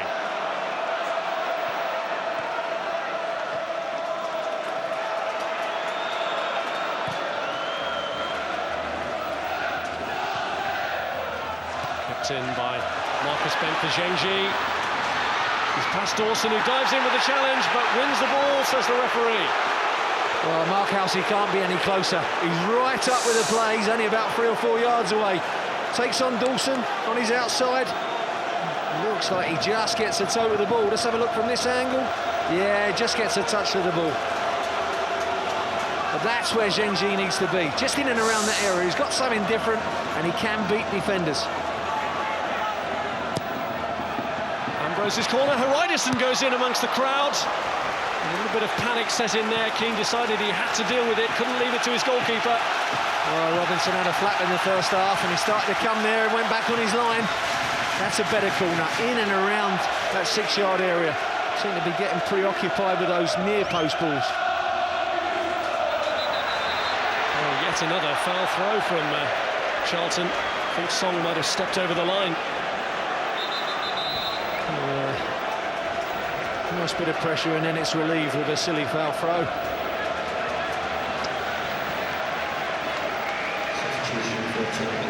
Song on loan from Arsenal, never played in a North London derby. He left for Charlton just before that Carling Cup semi-final between the sides. Steed Malbronk is going to come on here for Spurs in place of Aaron Lennon. Malbronk, whose former club Fulham will be saved by this result if it stays this way.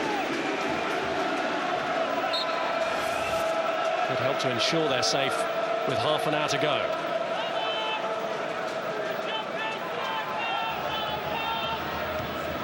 El Karkouri. Zakora. Genus Away by Gardner. Diawara. It's Dawson looking to unleash Robbie Keane.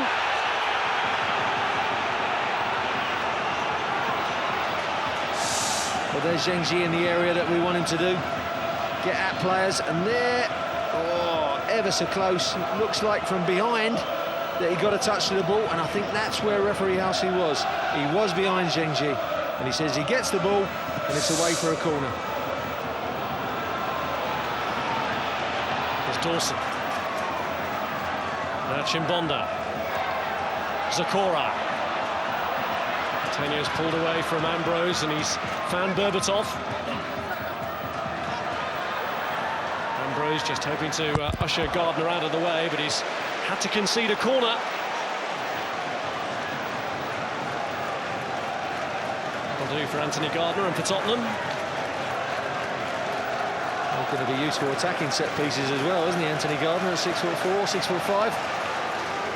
Yes, he's only ever scored one goal in the Premiership.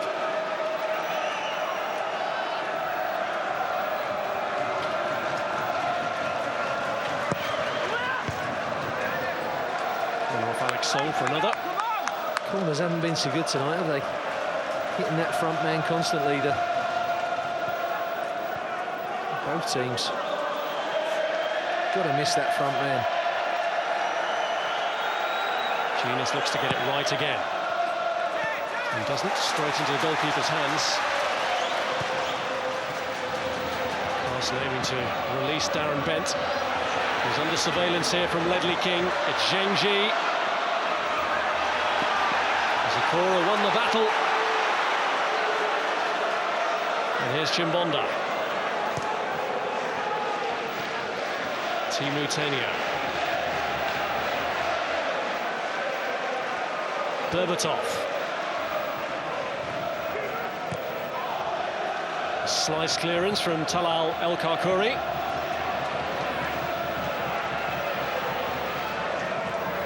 Here's Chimbonda.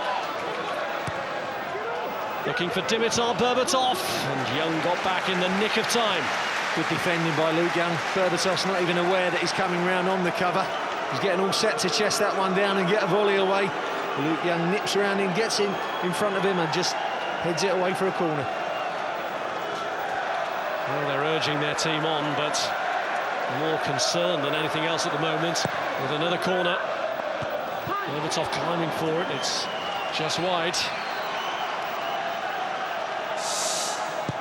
Always better when they're in the middle of the goal, aren't they? There's Berbatov just coming off, hard to get power in it, going back on himself.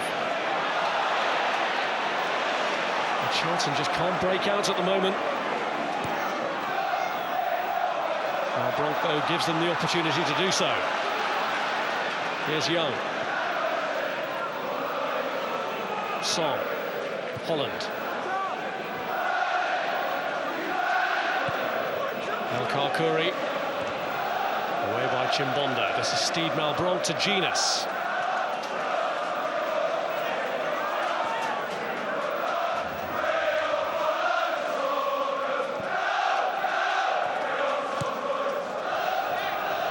Diawara covering the run of Robbie Keane.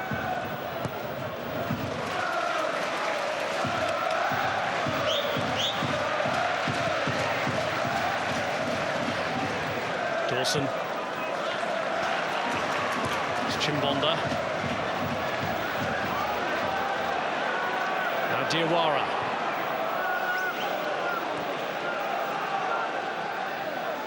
Luke Young. Marcus Bent. That's where Marcus Bent, when he comes off, just got to hold that one. Trying to flick it round the corner first time. Well, as it stands, this is nowhere near good enough for Charlton. It's a defeat that will send them down from the Premiership, joining Watford in the Championship next season and leaving Sheffield United, West Ham and Wigan remaining in the battle. Flag up against Berbatov.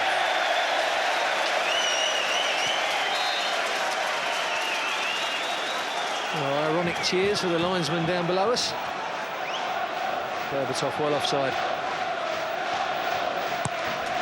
Charlton 25 minutes away from a return to the Championship that they left 7 years ago. The landscape in that division has changed much since they were there last. Genus, Young battling with him. Sakura joining in as well. It's Marcus Bent. Spread to Ambrose. Cross doesn't clear Anthony Gardner. Young. Ryderson climbing. That's a great opportunity from Ambrose. Just hit the man in front of him, Anthony Gardner. When you're in those positions, in advance of the penalty area, you really have to make those crosses count.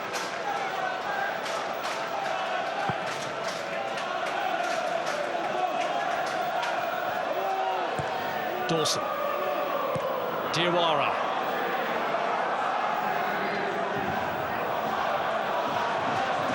Ryderson. Holland. Zhengji. Closed down by Genus. Keane.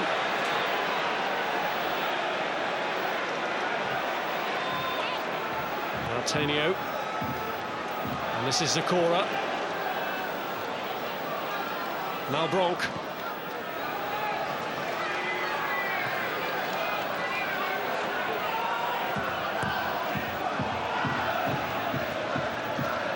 Gardner. Genus. Chimbonda. Dawson. Well, this suits Tottenham nicely. Just grinding Charlton down.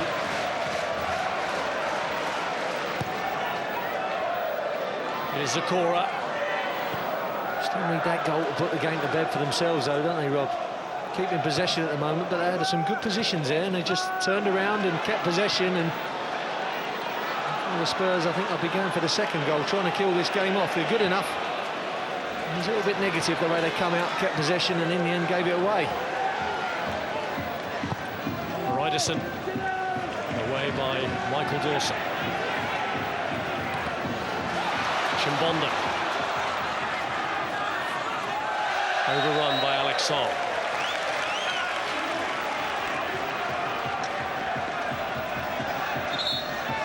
Alan Pardew got his final message across at half-time. The other way that he can influence things is with changes, and it looks as though he's going to make a couple.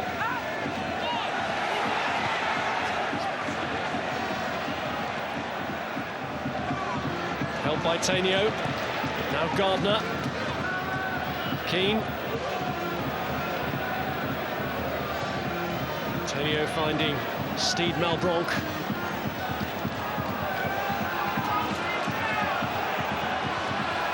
Chimbonda.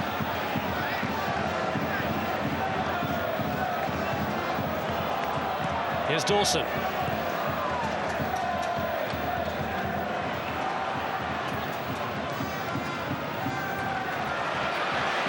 It's out by Genus. Here's Keane. Berbatov. Tainio rescued it for Malbronk. The shot goes awry. Normally the Malbronk speciality, the outside of the foot. I think that one just sat up on him. Spurs nicked possession back off Charlton and were straight into them. Here's Jimmy. It's been a frustrating season for Jimmy Floyd Hasselbank, but that's a chance to make quite a mark now, as does Lloyd Sam. Hasselbank has really underperformed since he came here. Only Premiership goals he scored have both been against former clubs and have both been in defeats. He and young Lloyd Sam, who's a young winger, about to get a chance to try and rescue Charlton from the fate that faces them.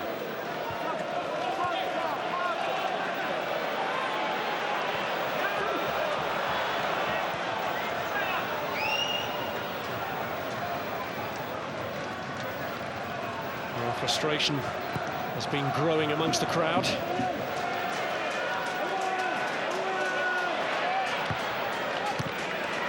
Here's Ambrose. Looking for Darren Bent. Beyond him, though. More of those crosses they need into that danger area. Getting in advance, really. The long balls up to the boys up front. They won well. Need to get some crosses into them. Well, Marcus Bent is going to be the man to make way for Jimmy Floyd Hasselbank here. Bent, who remarkably has only scored 3 Premiership goals in his 41 Charlton games, none of them here, and that record's not going to end this season. It may not be in the Premiership next season, unless Hasselbank and the other man coming on can change their fortunes here. Song is the other man going off, and Lloyd Sam, who comes on for him, has had 2 loan spells in the Championship this season with Sheffield Wednesday and Southend. Can he stop Charlton slipping into the Championship here? And that means Zheng Ji just pushes into the middle of midfield. Now he'll push right on and try and get right in advance of those strikers who are just sitting behind, and he can make things happen. Maybe that's where he should have started if they were being really offensive. But he's gone there now, and hopefully he'll do the trick for them. Capable of just turning the game in and around the edge of the penalty area. Here's El Karkouri.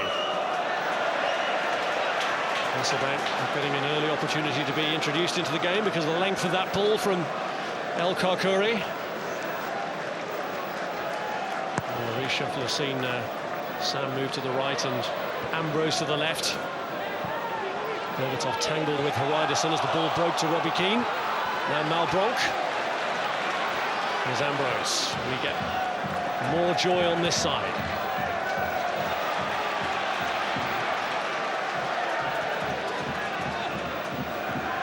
Zheng Ji. Holland. El Karkouri. Hasselbank. Cleared by Genus to Pascal Chimbonda. Flag up. I'm not sure about Berbatov being offside. I think it was the flag on Robbie Keane. The flag usually these days went up quickly before either had touched it. Here's El Karkouri. Now Luke Young. Hasselbank has strayed offside. They definitely need to get further up the pitch to bring Jimmy into play, in and around the edge of the area. He's got a right foot like a sledgehammer, great striker of the ball. Not really going to get in behind now, but in and around to his feet to twist and turn and get his shots away, yes. Not those long balls up and beyond central defenders. He won't get onto them, but certainly from 25 yards inwards, he's got a great strike. Scored a cracking hat-trick for Chelsea against Spurs 5 seasons ago. Jimmy Floyd Hasselbank, amongst 13 goals that he has scored against them. Obviously his time to do it tonight is limited. Just over a quarter of an hour left.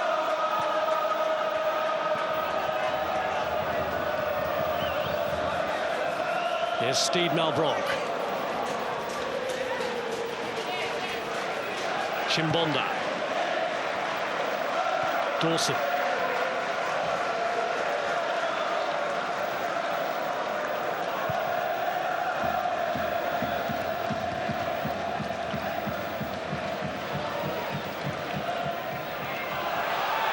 Sakura has found Dimitar Berbatov.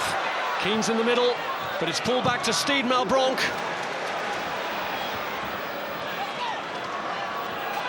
Chimbonda.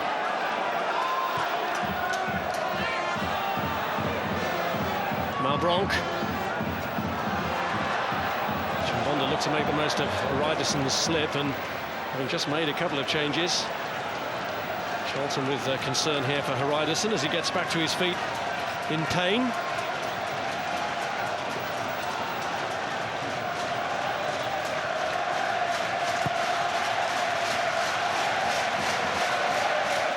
Dawson's header goes the wrong way, but King is there, and here's Pascal Chimbonda.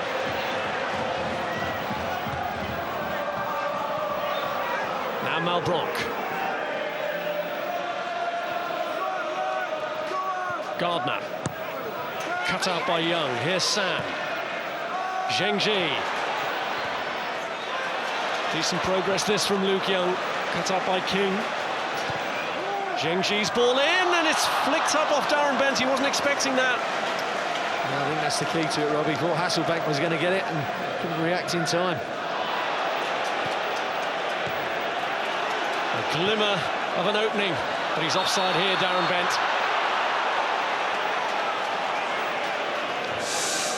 Well, there's the one into Bent. Zhengji, there you go. Wasn't really anticipating the dummy from Hasselbank. Agonising for those who pay to watch the club as well as those who are paid by the club. Sharing the agony at the moment. Staring relegation in the face. Here's Robbie Keane. Not even a draw will do for Charlton. They have to win this. And they just have not tested Tottenham seriously enough because of those 4 attempts. Just one of Charlton's has been on target. Yeah, Spurs have looked rather more dangerous in the last third. Even there, great header from Berbatov. And Keane was nearly onto that one.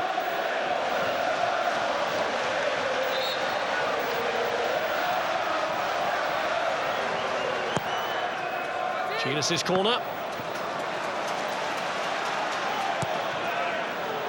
Carson looking straight away for Darren Bent, who's got Sam up there with him.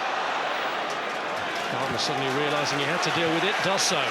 It's another header they win, though. Not been attacking that ball well, the first ball from the Spurs. And the 2 Bents, they've been winning. When Marcus is off, they've been winning a lot of ball up there. Just haven't been able to get onto the knockdowns.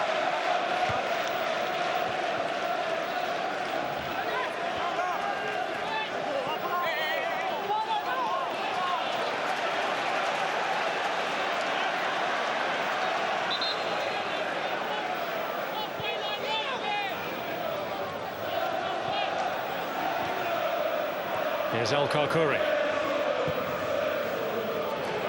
Darren Bent looking to get in. He strikes a good ball, El Karkouri, but he does overdo it at times. He just keeps zooming him up there, and so the more you do it, the more it's easier to read. He needs to change it up, I feel. Zhengji slid in and won the tackle for Ambrose, but he couldn't return the compliment. Tainio. King claiming he was blocked off by Luke Young. Nothing given. Here's Holland.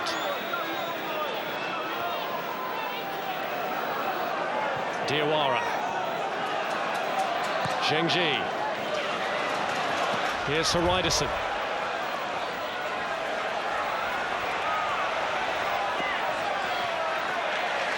Lebron coming back to help Chimbonda out. And that's what he wanted, Horiderson, though. Just a chance to launch one of these throw-ins into the box. Anxiety written over Charlton faces here. Cleared by Tainio, but not dealt with yet. Zakora's got it further clear. That's Diawara. Little touch from Ambrose. Driven across by Horiderson.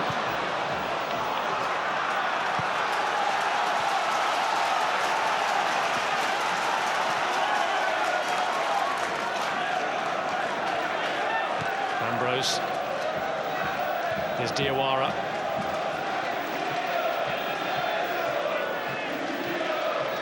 El Karkouri goes long again. Looking for Hasselbank this time. It's fallen to Darren Ambrose. And his own teammate got in the way, Jimmy Floyd Hasselbank. A good block by Jimmy, wasn't it? Up for the first ball and stumbling in the way of Ambrose.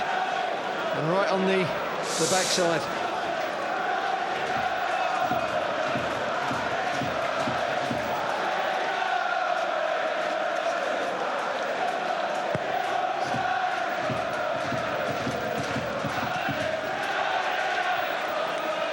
Here's Horiderson.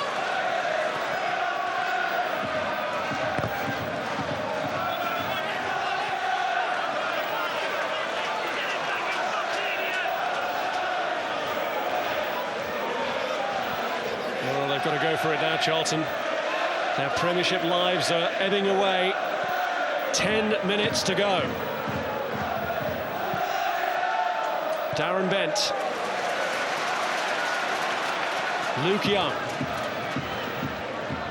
Holland. Here's El Karkouri.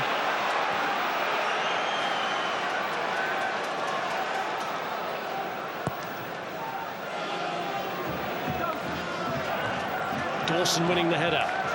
Here's Berbatov, who's put Charlton in this predicament.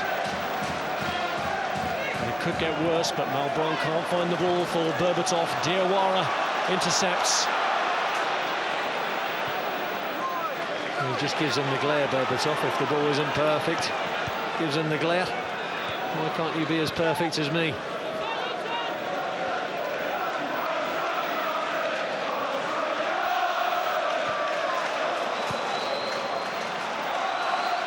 Here's El Karkouri. Can he get it round King? He has. Darren Bent. Away by Dawson. It's not the best defending again, is it? It's an easy ball if you just mark it in that channel. Easy ball to defend and making a meal of it. Now Bronk did well to keep it in. He's got Keane in the middle, but he's pulled it back instead to Dimitar Berbatov. Tenio hits it, and El Karkouri blocked. And that may have aggravated an old injury from El Karkouri, who stayed down. Young breaks at the other end.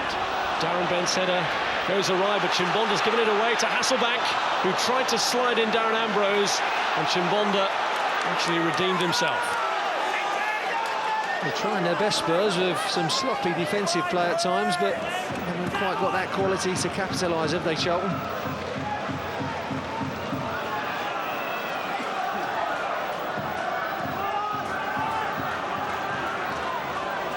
Well, Watford's quick return to the Championship has already materialised. Charlton, who've been away from that division for 7 years, are going to be heading back there unless in just over the 7 minutes remaining they can find 2 goals from somewhere. Here's Jimmy Floyd Hasselbank. Now Holland. Lloyd Sam. Looking to get the better of Gardner here. Well, Hreiderson was waiting dangerously and will stay in there. They're having to gamble now and leave Herman Hreiderson forward. Zengi forced back to El Karkouri.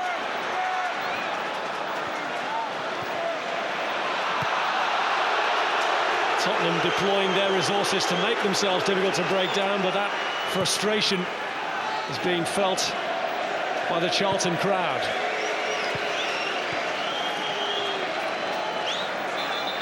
They want their team, look, get forward. Times they've looked away from putting the ball in the area and just come back, and then they end up going all the way back to Carson. Brian Hughes is going to come on shortly for Charlton, but here's something that's bound to stir the Charlton crowd. Listen to the reception for Jermaine Defoe.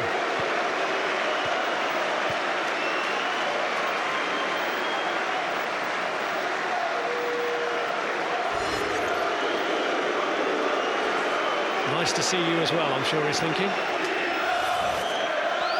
Jermaine Defoe, who left Charlton for West Ham as a youngster and always gets a hostile reception on his return. Brian Hughes is going to come on here in place of Zengi. Charlton need 2 late goals here against Spurs. Brian Hughes, who's just coming on now, got a last-minute winner against Aston Villa in December on the only previous occasion when Charlton turned round a losing position in the Premiership this season. But now they need 2 goals in the time that remains. Berbatov. Here's Gardner.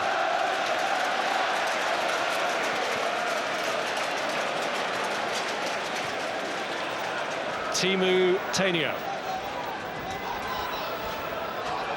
Berbatov.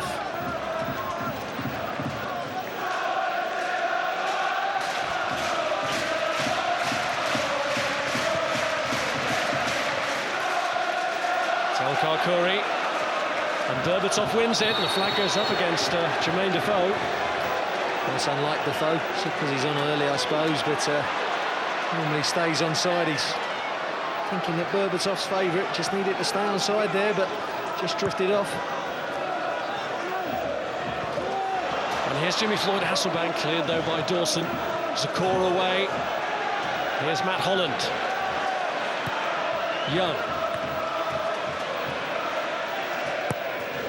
Sam with a cross, and it's come off Ledley King for the corner. And starts again by not defending that first ball very well. Ledley King a little bit stiff there, didn't he, Ledley? Just come back from injury. Must be suffering towards the end of the game. And we're getting to the stage where they need to score very quickly if they're going to give us a grandstand finish. Well, so often tonight Ambrose is disappointed with the delivery. Can he get this one right? They need it. Diawara piles in, it's come all the way through to Matt Holland, and it's blocked by Dawson, and now they could have a problem if they spring clear. Malbronk has Zakora tearing away to his left, and Chimbonda over to his right. It's Pascal Chimbonda. Played behind Defoe, away by Hasselbank. But here is Didier Zakora. Suddenly the immediate ambition drains away from Tottenham. In possession of the lead as they are, they can play it a bit more calmly now. Chimbonda just lets Charlton do a bit more running.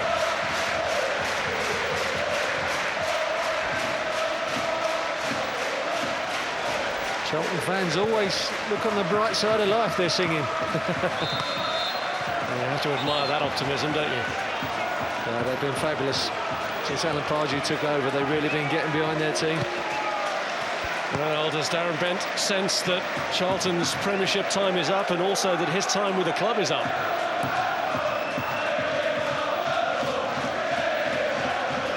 Dawson wins the header. Here's Ambrose. If they go down, Rob, I think they'll find it extremely difficult to keep hold of him. Hughes in towards Jimmy Floyd Hasselbank. Robinson came to defy him and did enough.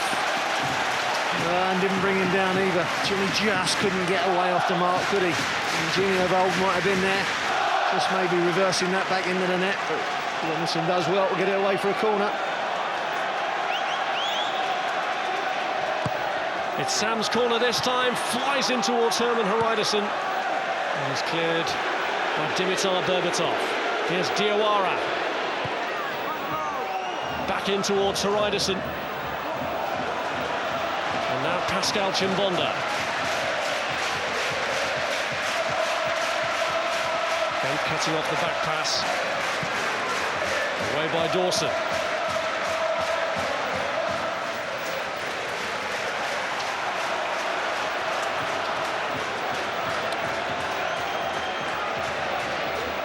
Holland. Sam. Helped on by Hasselbank. It's Talal El Karkouri, just waited too long. And he allowed Genus to come back and nick it away from him. He was just winding up, wasn't he? Genus got a lovely little touch in there. Anxious glares at the clock all along from Charlton. Are they going to win another corner here? They are. Can they give themselves the lift for injury time that Alan Pardew needs, that Charlton need?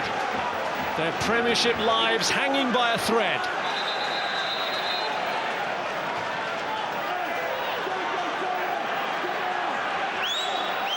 Well, they're being held up by their own player. Suleiman Diawara, back in his own half, is taking on water. From the corner, Hreiderson gets up, but Dawson gets up ahead of him. It's cleared by Chimbonda. Clearing header by Timu Tainio. There's Luke Young. Now Hughes. Malbronk. Tainio. There have been too many injuries in this game. Any added time will depend on what's been put on for substitutions. Here is Matt Holland. Up towards Jimmy Floyd Hasselbank. Cleared though by King.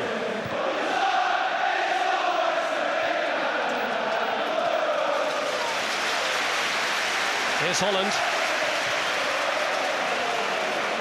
Now Defoe. Berbatov has pushed it through. Well, this would be Charlton's worst nightmare. Defoe completes it. It is the bitterest pill of all to swallow. They have been relegated by their former player. Jermaine Defoe reviled here after to his move to West Ham, but even Alan Pardew, who once had him under his control at Upton Park, has to applaud the finish. It's all over for Charlton now. Have a look at the ball from Berbatov. Doesn't even have to check his stride. Lovely little ball with the outside of his foot. And he gets his shot in. And it takes a lovely little loop, doesn't it? There's a little deflection. The little deflection loops it over Carson. And I'm sorry, Charlton are down in the Championship. And that must be hard to swallow. And Jermaine Defoe seals your fate. Well, I'm not sure whether Alan Pardew was admiring the finish or whether he's appreciating the support, because the Charlton fans are sticking with their team despite the fact they know now that it is well and truly all over. Just 2 of the 3 additional minutes left, and no way are Charlton going to strike 3 goals in that time. Their fate is sealed.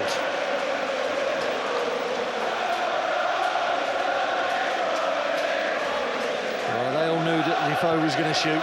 He had a player to his right, but once he saw the goal, he was only going to shoot. We'll be back, they say. Well, let's hope they'll renew their season tickets, because that's what Charlton's going to need. Great support in the Championship. They've been splendid this season. They've had to put up with a lot, but look at that, look. Oh, it's a nightmare. Was that a painted face, or was he just embarrassed?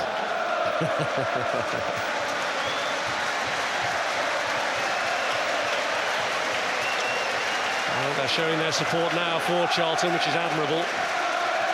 But in some ways, do wonder about the impatience that was shown by Charlton supporters during Alan Kirbishley's spell in charge. There were plenty then talking in terms of Kirbishley having taken Charlton as far as he could go with them, looking for a change, what they'd give for the stability of his reign now. 3 managers on, and with a relegation looming. I always was wanting that little bit more from Alan Kirbishley, and I could never understand it. He's done a brilliant job here. He built the club, built a team, kept them in the Premiership for so long, but they just wanted that bit more, and I think that's what set what they got. And he'd settle for it now, wouldn't he? Premiership football. A sorry season ending in a sorry way, and really, when you go through 3 managers in a season, then perhaps relegation is what you come to expect. Alan Pardew did his best, manufactured 5 Premiership wins. But they couldn't sustain that improvement. And it's all over for Charlton. Their 7-year stay in the Premiership is over. The first relegation of Alan Pardew's career as a player or manager. He did his best, he sparked an improvement, but in the end he came in too late. Much will be decided in the summer. The future of Darren Bent, one issue to be resolved. Relegation not a new experience for Herman Hreidarsson, his 4th from the Premiership in 9 years. And Scott Carson, despite being Player of the Year, could not keep out enough of the goals against that have finally seen their fate sealed. The 2 against tonight in the first 7 minutes from Dimitar Berbatov, and the cruelest stroke of all was that it was a player returning to the Valley, Jermaine Defoe, who's jeered on every return, who finally sealed their fate once and for all in injury time. Tears at the Valley. It's a valley of despair tonight. For much of the season, it was a fate that seemed likely. Even experienced pros like Matt Holland could not save them. They've appreciated the support they got here tonight. But in truth, many supporters, I'm sure, were resigned to their fate much earlier in the season, when they had such a bad start, when they kept taking differing directions in terms of new managers. And in the end, the 3rd one who came in couldn't save them. Charlton's 7-year stay in the Premiership is over. They've been beaten on the night here by Tottenham by 2-0.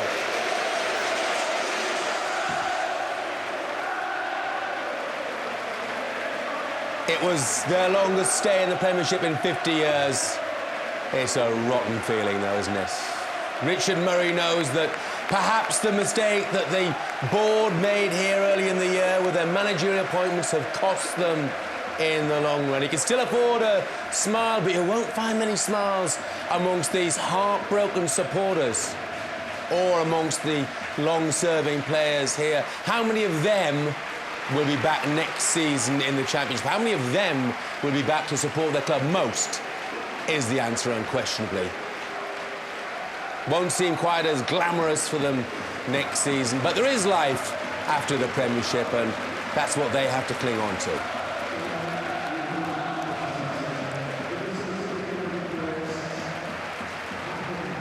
And there we are, the last figure to depart on the last Premiership evening for the time being, at least for Charlton, as Matt Holland disappears down the tunnel and Charlton's Premiership hopes disappear with him. They're relegated along with Watford, but Fulham can celebrate this evening because Charlton's misery is their joy. They are safe for another season. And of course it was important for Spurs as well, and they leaped to 6th in the table and consolidate a UEFA Cup spot with a couple of home games still to come. It's just that time of the year, isn't it, when there's something on every game, including the conference semi-final second leg. Oxford against Exeter at the Kassam Stadium. Oxford lead by a 1-0 after the first leg. Jim Smith looking for a rapid return to the Football League. Sky Sports 1, 7:30 tomorrow. Chelsea against Manchester United, of course. Manchester United will expect the guard of honour from Chelsea, the side they have toppled as Premiership champions. Sky Sports 1 and HD1 at 7:30 on Wednesday. And on Thursday, the push for Europe goes on. Spurs against Blackburn over Sky Sports 1 at White Hart Lane and HD1 from 7:30.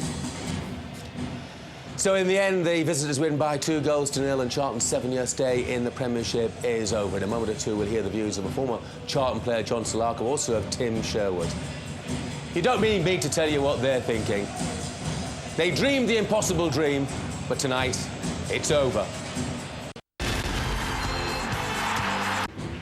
Well, heartbreaking scenes for the supporters here at the Valley. Really is a valley of tears this evening because Charlton have been relegated. Matt Holland leading the parade of Charlton's leg-weary, heartbroken players in front of a gathering of loyal Charlton supporters who have waited to applaud their side, who've given their all this evening and under Alan Pardew have given their all since Christmas. But John Solarco, you do wonder just how many of these players will actually be seen in a football match here again in the future. I don't think there'll be very many. I mean, you look at Darren Bent will obviously want to go. Luke Young again's got England ambitions. Scott Carson, player of the season, will be going back. But I mean, I was here 7 years ago when we came up, and you know, it's a tremendous club. There's some excellent people behind the scenes, and it's a very hard-working club. And they're in a good financial situation, very strong, and I expect them to bounce back. They got Pards, but I dare say I think he's played his last game. Song will probably be going back to Arsenal. Last few games, I don't think he really gave enough. He needed to give a little bit more, but credit the supporters, by the way. 27,000 or so turn up every week here, and they turned up, they've given good support as well this evening, Tim, but at the end of the day, 8 wins in a season, only Watford have got less than that. It's just not good enough. Absolutely not, and they got what they deserved. You know, it's not about tonight. There's a lot of work gone throughout the season and they haven't done well enough, and the board have got to take some responsibility for the 3 changes of managers throughout the season. It's just not good enough. You can't expect to survive when you change your manager 3 times. Sometimes it happens, you know, the new manager comes in, you string a few results together, but the honeymoon period is over very quickly if they don't win them first few games. And that's what's happened here. They took new managers on and they never settled. Alan Pardew was the strongest of the 3, and I'm sure he has a lot to say next season. Who says footballers are only playing for their pay packets? Try to name Matt Holland that. In tears at the end of the game, it means as much to him as it does to all those who are in the stands this evening. And they'll be hoping their side bounces back. Of course they will. But there'll be wholesale changes, as you were saying, John, and it's not easy to clamber out of that championship. Just ask some of the big clubs who've been down there for several years. Well, they've got to cling to a hope that, you know, Sunderland and Birmingham have bounced back in the last few years. You know, the trend is, you know, they should be in a good position to go out in the summer. And as I said, Alan Pardew's shrewd in the market. He'll bring in people. He knows what it is required. and we just hope they can, because they've been a tremendous club. It was going to be a mammoth task to replace Alan Kirbishley beginning of this season. That's where it all started. They didn't get it right, but they finished on a high. I think they'll be pleased with the way they ended up. They actually had a little bit more belief here under Pardew, and they got a response from the players. So they go into the Championship with some belief and with their heads held up high. Yeah, those are the scenes here.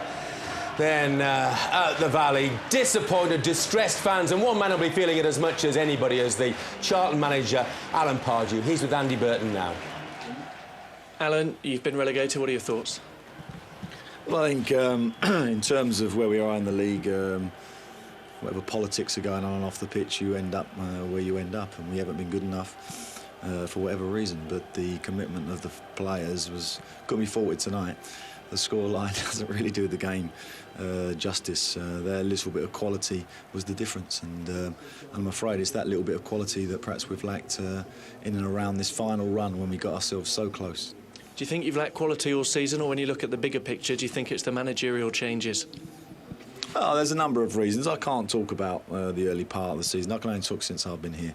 This is a great club, you know, and the sad thing about relegation is that myself and the players won't be walking out of this stadium, but we'll lose some staff and people who probably worked here a lot of years. So it's them people you've got to feel for. This is a great club, and but you know, I look at it. The board have been very, very supportive to me, and the fans are absolutely brilliant again tonight. So, you know, we want to repay that, and hopefully this playing squad, we can keep 90% of it and bounce back next year, which is the important thing. You say 90%. Is it therefore inevitable that the likes of Darren Bent will be picked off by other clubs, or do you go to the board now and say our best chance of coming straight back up is keeping someone like him?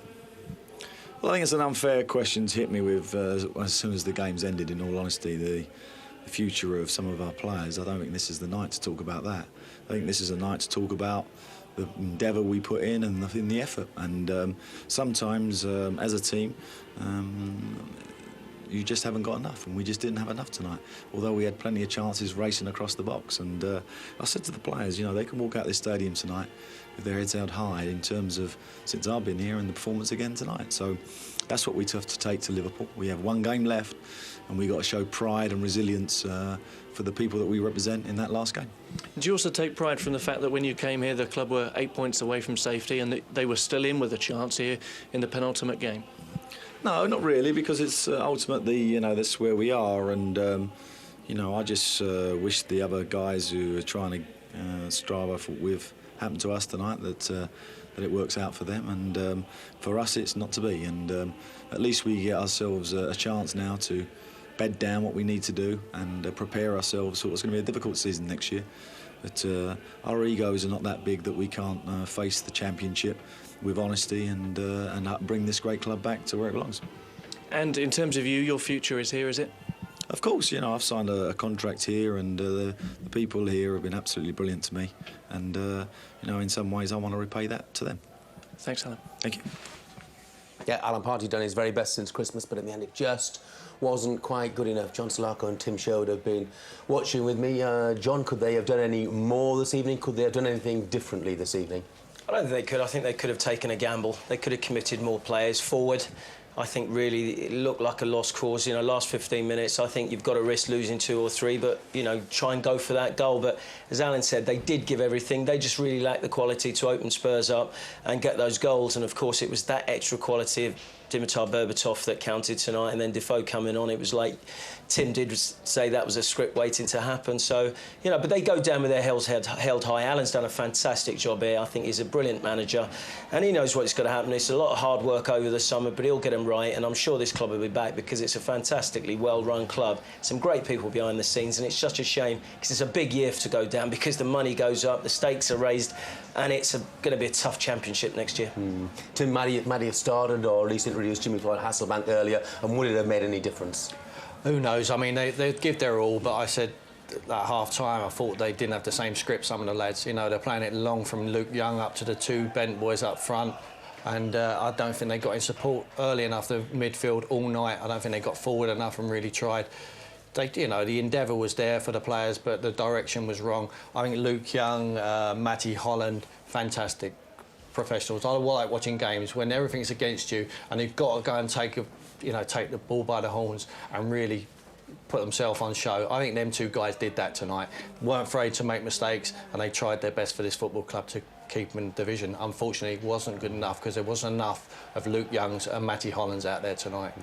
Alan Pardew talked about that touch of quality that Spurs had. That was the difference between the two sides, and never was that better illustrated in both of the goals, to be honest, John, which were both. Well, world-class is an overused phrase, isn't it? Yeah. But they're world-class finishes. It's a counter-attack, but look at his awareness. He knows exactly where El Koukouri is. Then he uses that big frame of his power. But then when you want composure and ability to finish, that is absolutely world-class. And there was just nothing that Charlton could do about that. This is just pure class from Berbatov. Strength, pace, and then composure at the end, just to finish it off, is absolutely fantastic. Look at the awareness here. Then he just gets his body in the way. El Koukouri maybe could do a few more weights in the summer, get onto... But, you know, you can't stop that, and that's why he's worth 30 million or whatever price tag Martin Yell's put on him. Makes the game seem very easy, doesn't he? But, Tim, you've been predicting all evening long that Jermaine Defoe was going to come on and put the final nail in his old club's coffin, and you are absolutely right. I just thought if the more they pushed forward Charlton, there's going to be gaps created, and this just showed it. Berbatov just waits. He plays the game at his own pace. He gives the ball to Jermaine when he's ready. Doesn't break stride in his shot, takes a lucky deflection, but that's what he's all about, Jermaine Defoe. Look at Berbatov here. When he's ready, boom, straight into his path. Doesn't break stride, gets a lucky deflection off Luke Young. Didn't deserve it, but there you go. I mean, it's a good result for Spurs. I mean, we're all disappointed for anyone who gets relegated. But tonight is a big game for Tottenham Hotspur, and they need one more result, and they're in Europe. Yeah, of course, irony of ironies, Jermaine Defoe, a former Charlton Academy kid who left under controversial circumstances, and he's got the goal that has ultimately nailed down their relegation fate. Right now, he's talking with Andy Burton. Jermaine, I guess there can be no room for sentiment in football. How do you feel to have played a part in sending one of your former clubs down? What can I say? At the end of the day, you've got to be professional and try and win the game for your team, and we need the points as well, obviously, to push for that European place. Obviously, unfortunate that you know, they're down. Just got a lot of friends at the club, and you know, what can I say? Mixed emotions for you then? Yeah, definitely. Obviously, I was here as a kid. Everyone knows that. But yeah, it's mixed emotions, just like the West Ham game, to be honest. And you know, it's only normal, but I'm sure they'll bounce back. You probably had a good view of Dimitar Berbatov's goal from the bench, though. What a player he's been for you this season. What can you say about him? Aaron Lennon said in a week, you know, he does that every day in training, and you know, Aaron was spot on there. He does it every day in training. It's unbelievable. First season, I think he's got 22 goals. You know, this league it's difficult, especially when you come from a different league, and you know you come over. It's difficult, and you know Berba's been outstanding for us. Great player. Not only his goals, but you know he's bring people into play. His assists. You know, he slipped me in tonight. You know, he's just all round great player. And it gives you competition. It means when you come on, you have to score, which you did today. No, it's nothing about coming on and scoring. At the end of the day, it was winning 1-0. You got to come on and just try and be professional and try and, I suppose, keep the ball, win the ball back for the team, and you know, 3 points, you know, is well deserved, I think. One more win guarantees you a place in the UEFA Cup for next season. How important is that? It's really important because I think if you look at our squad, we should be in Europe. We had a good run in Europe this season.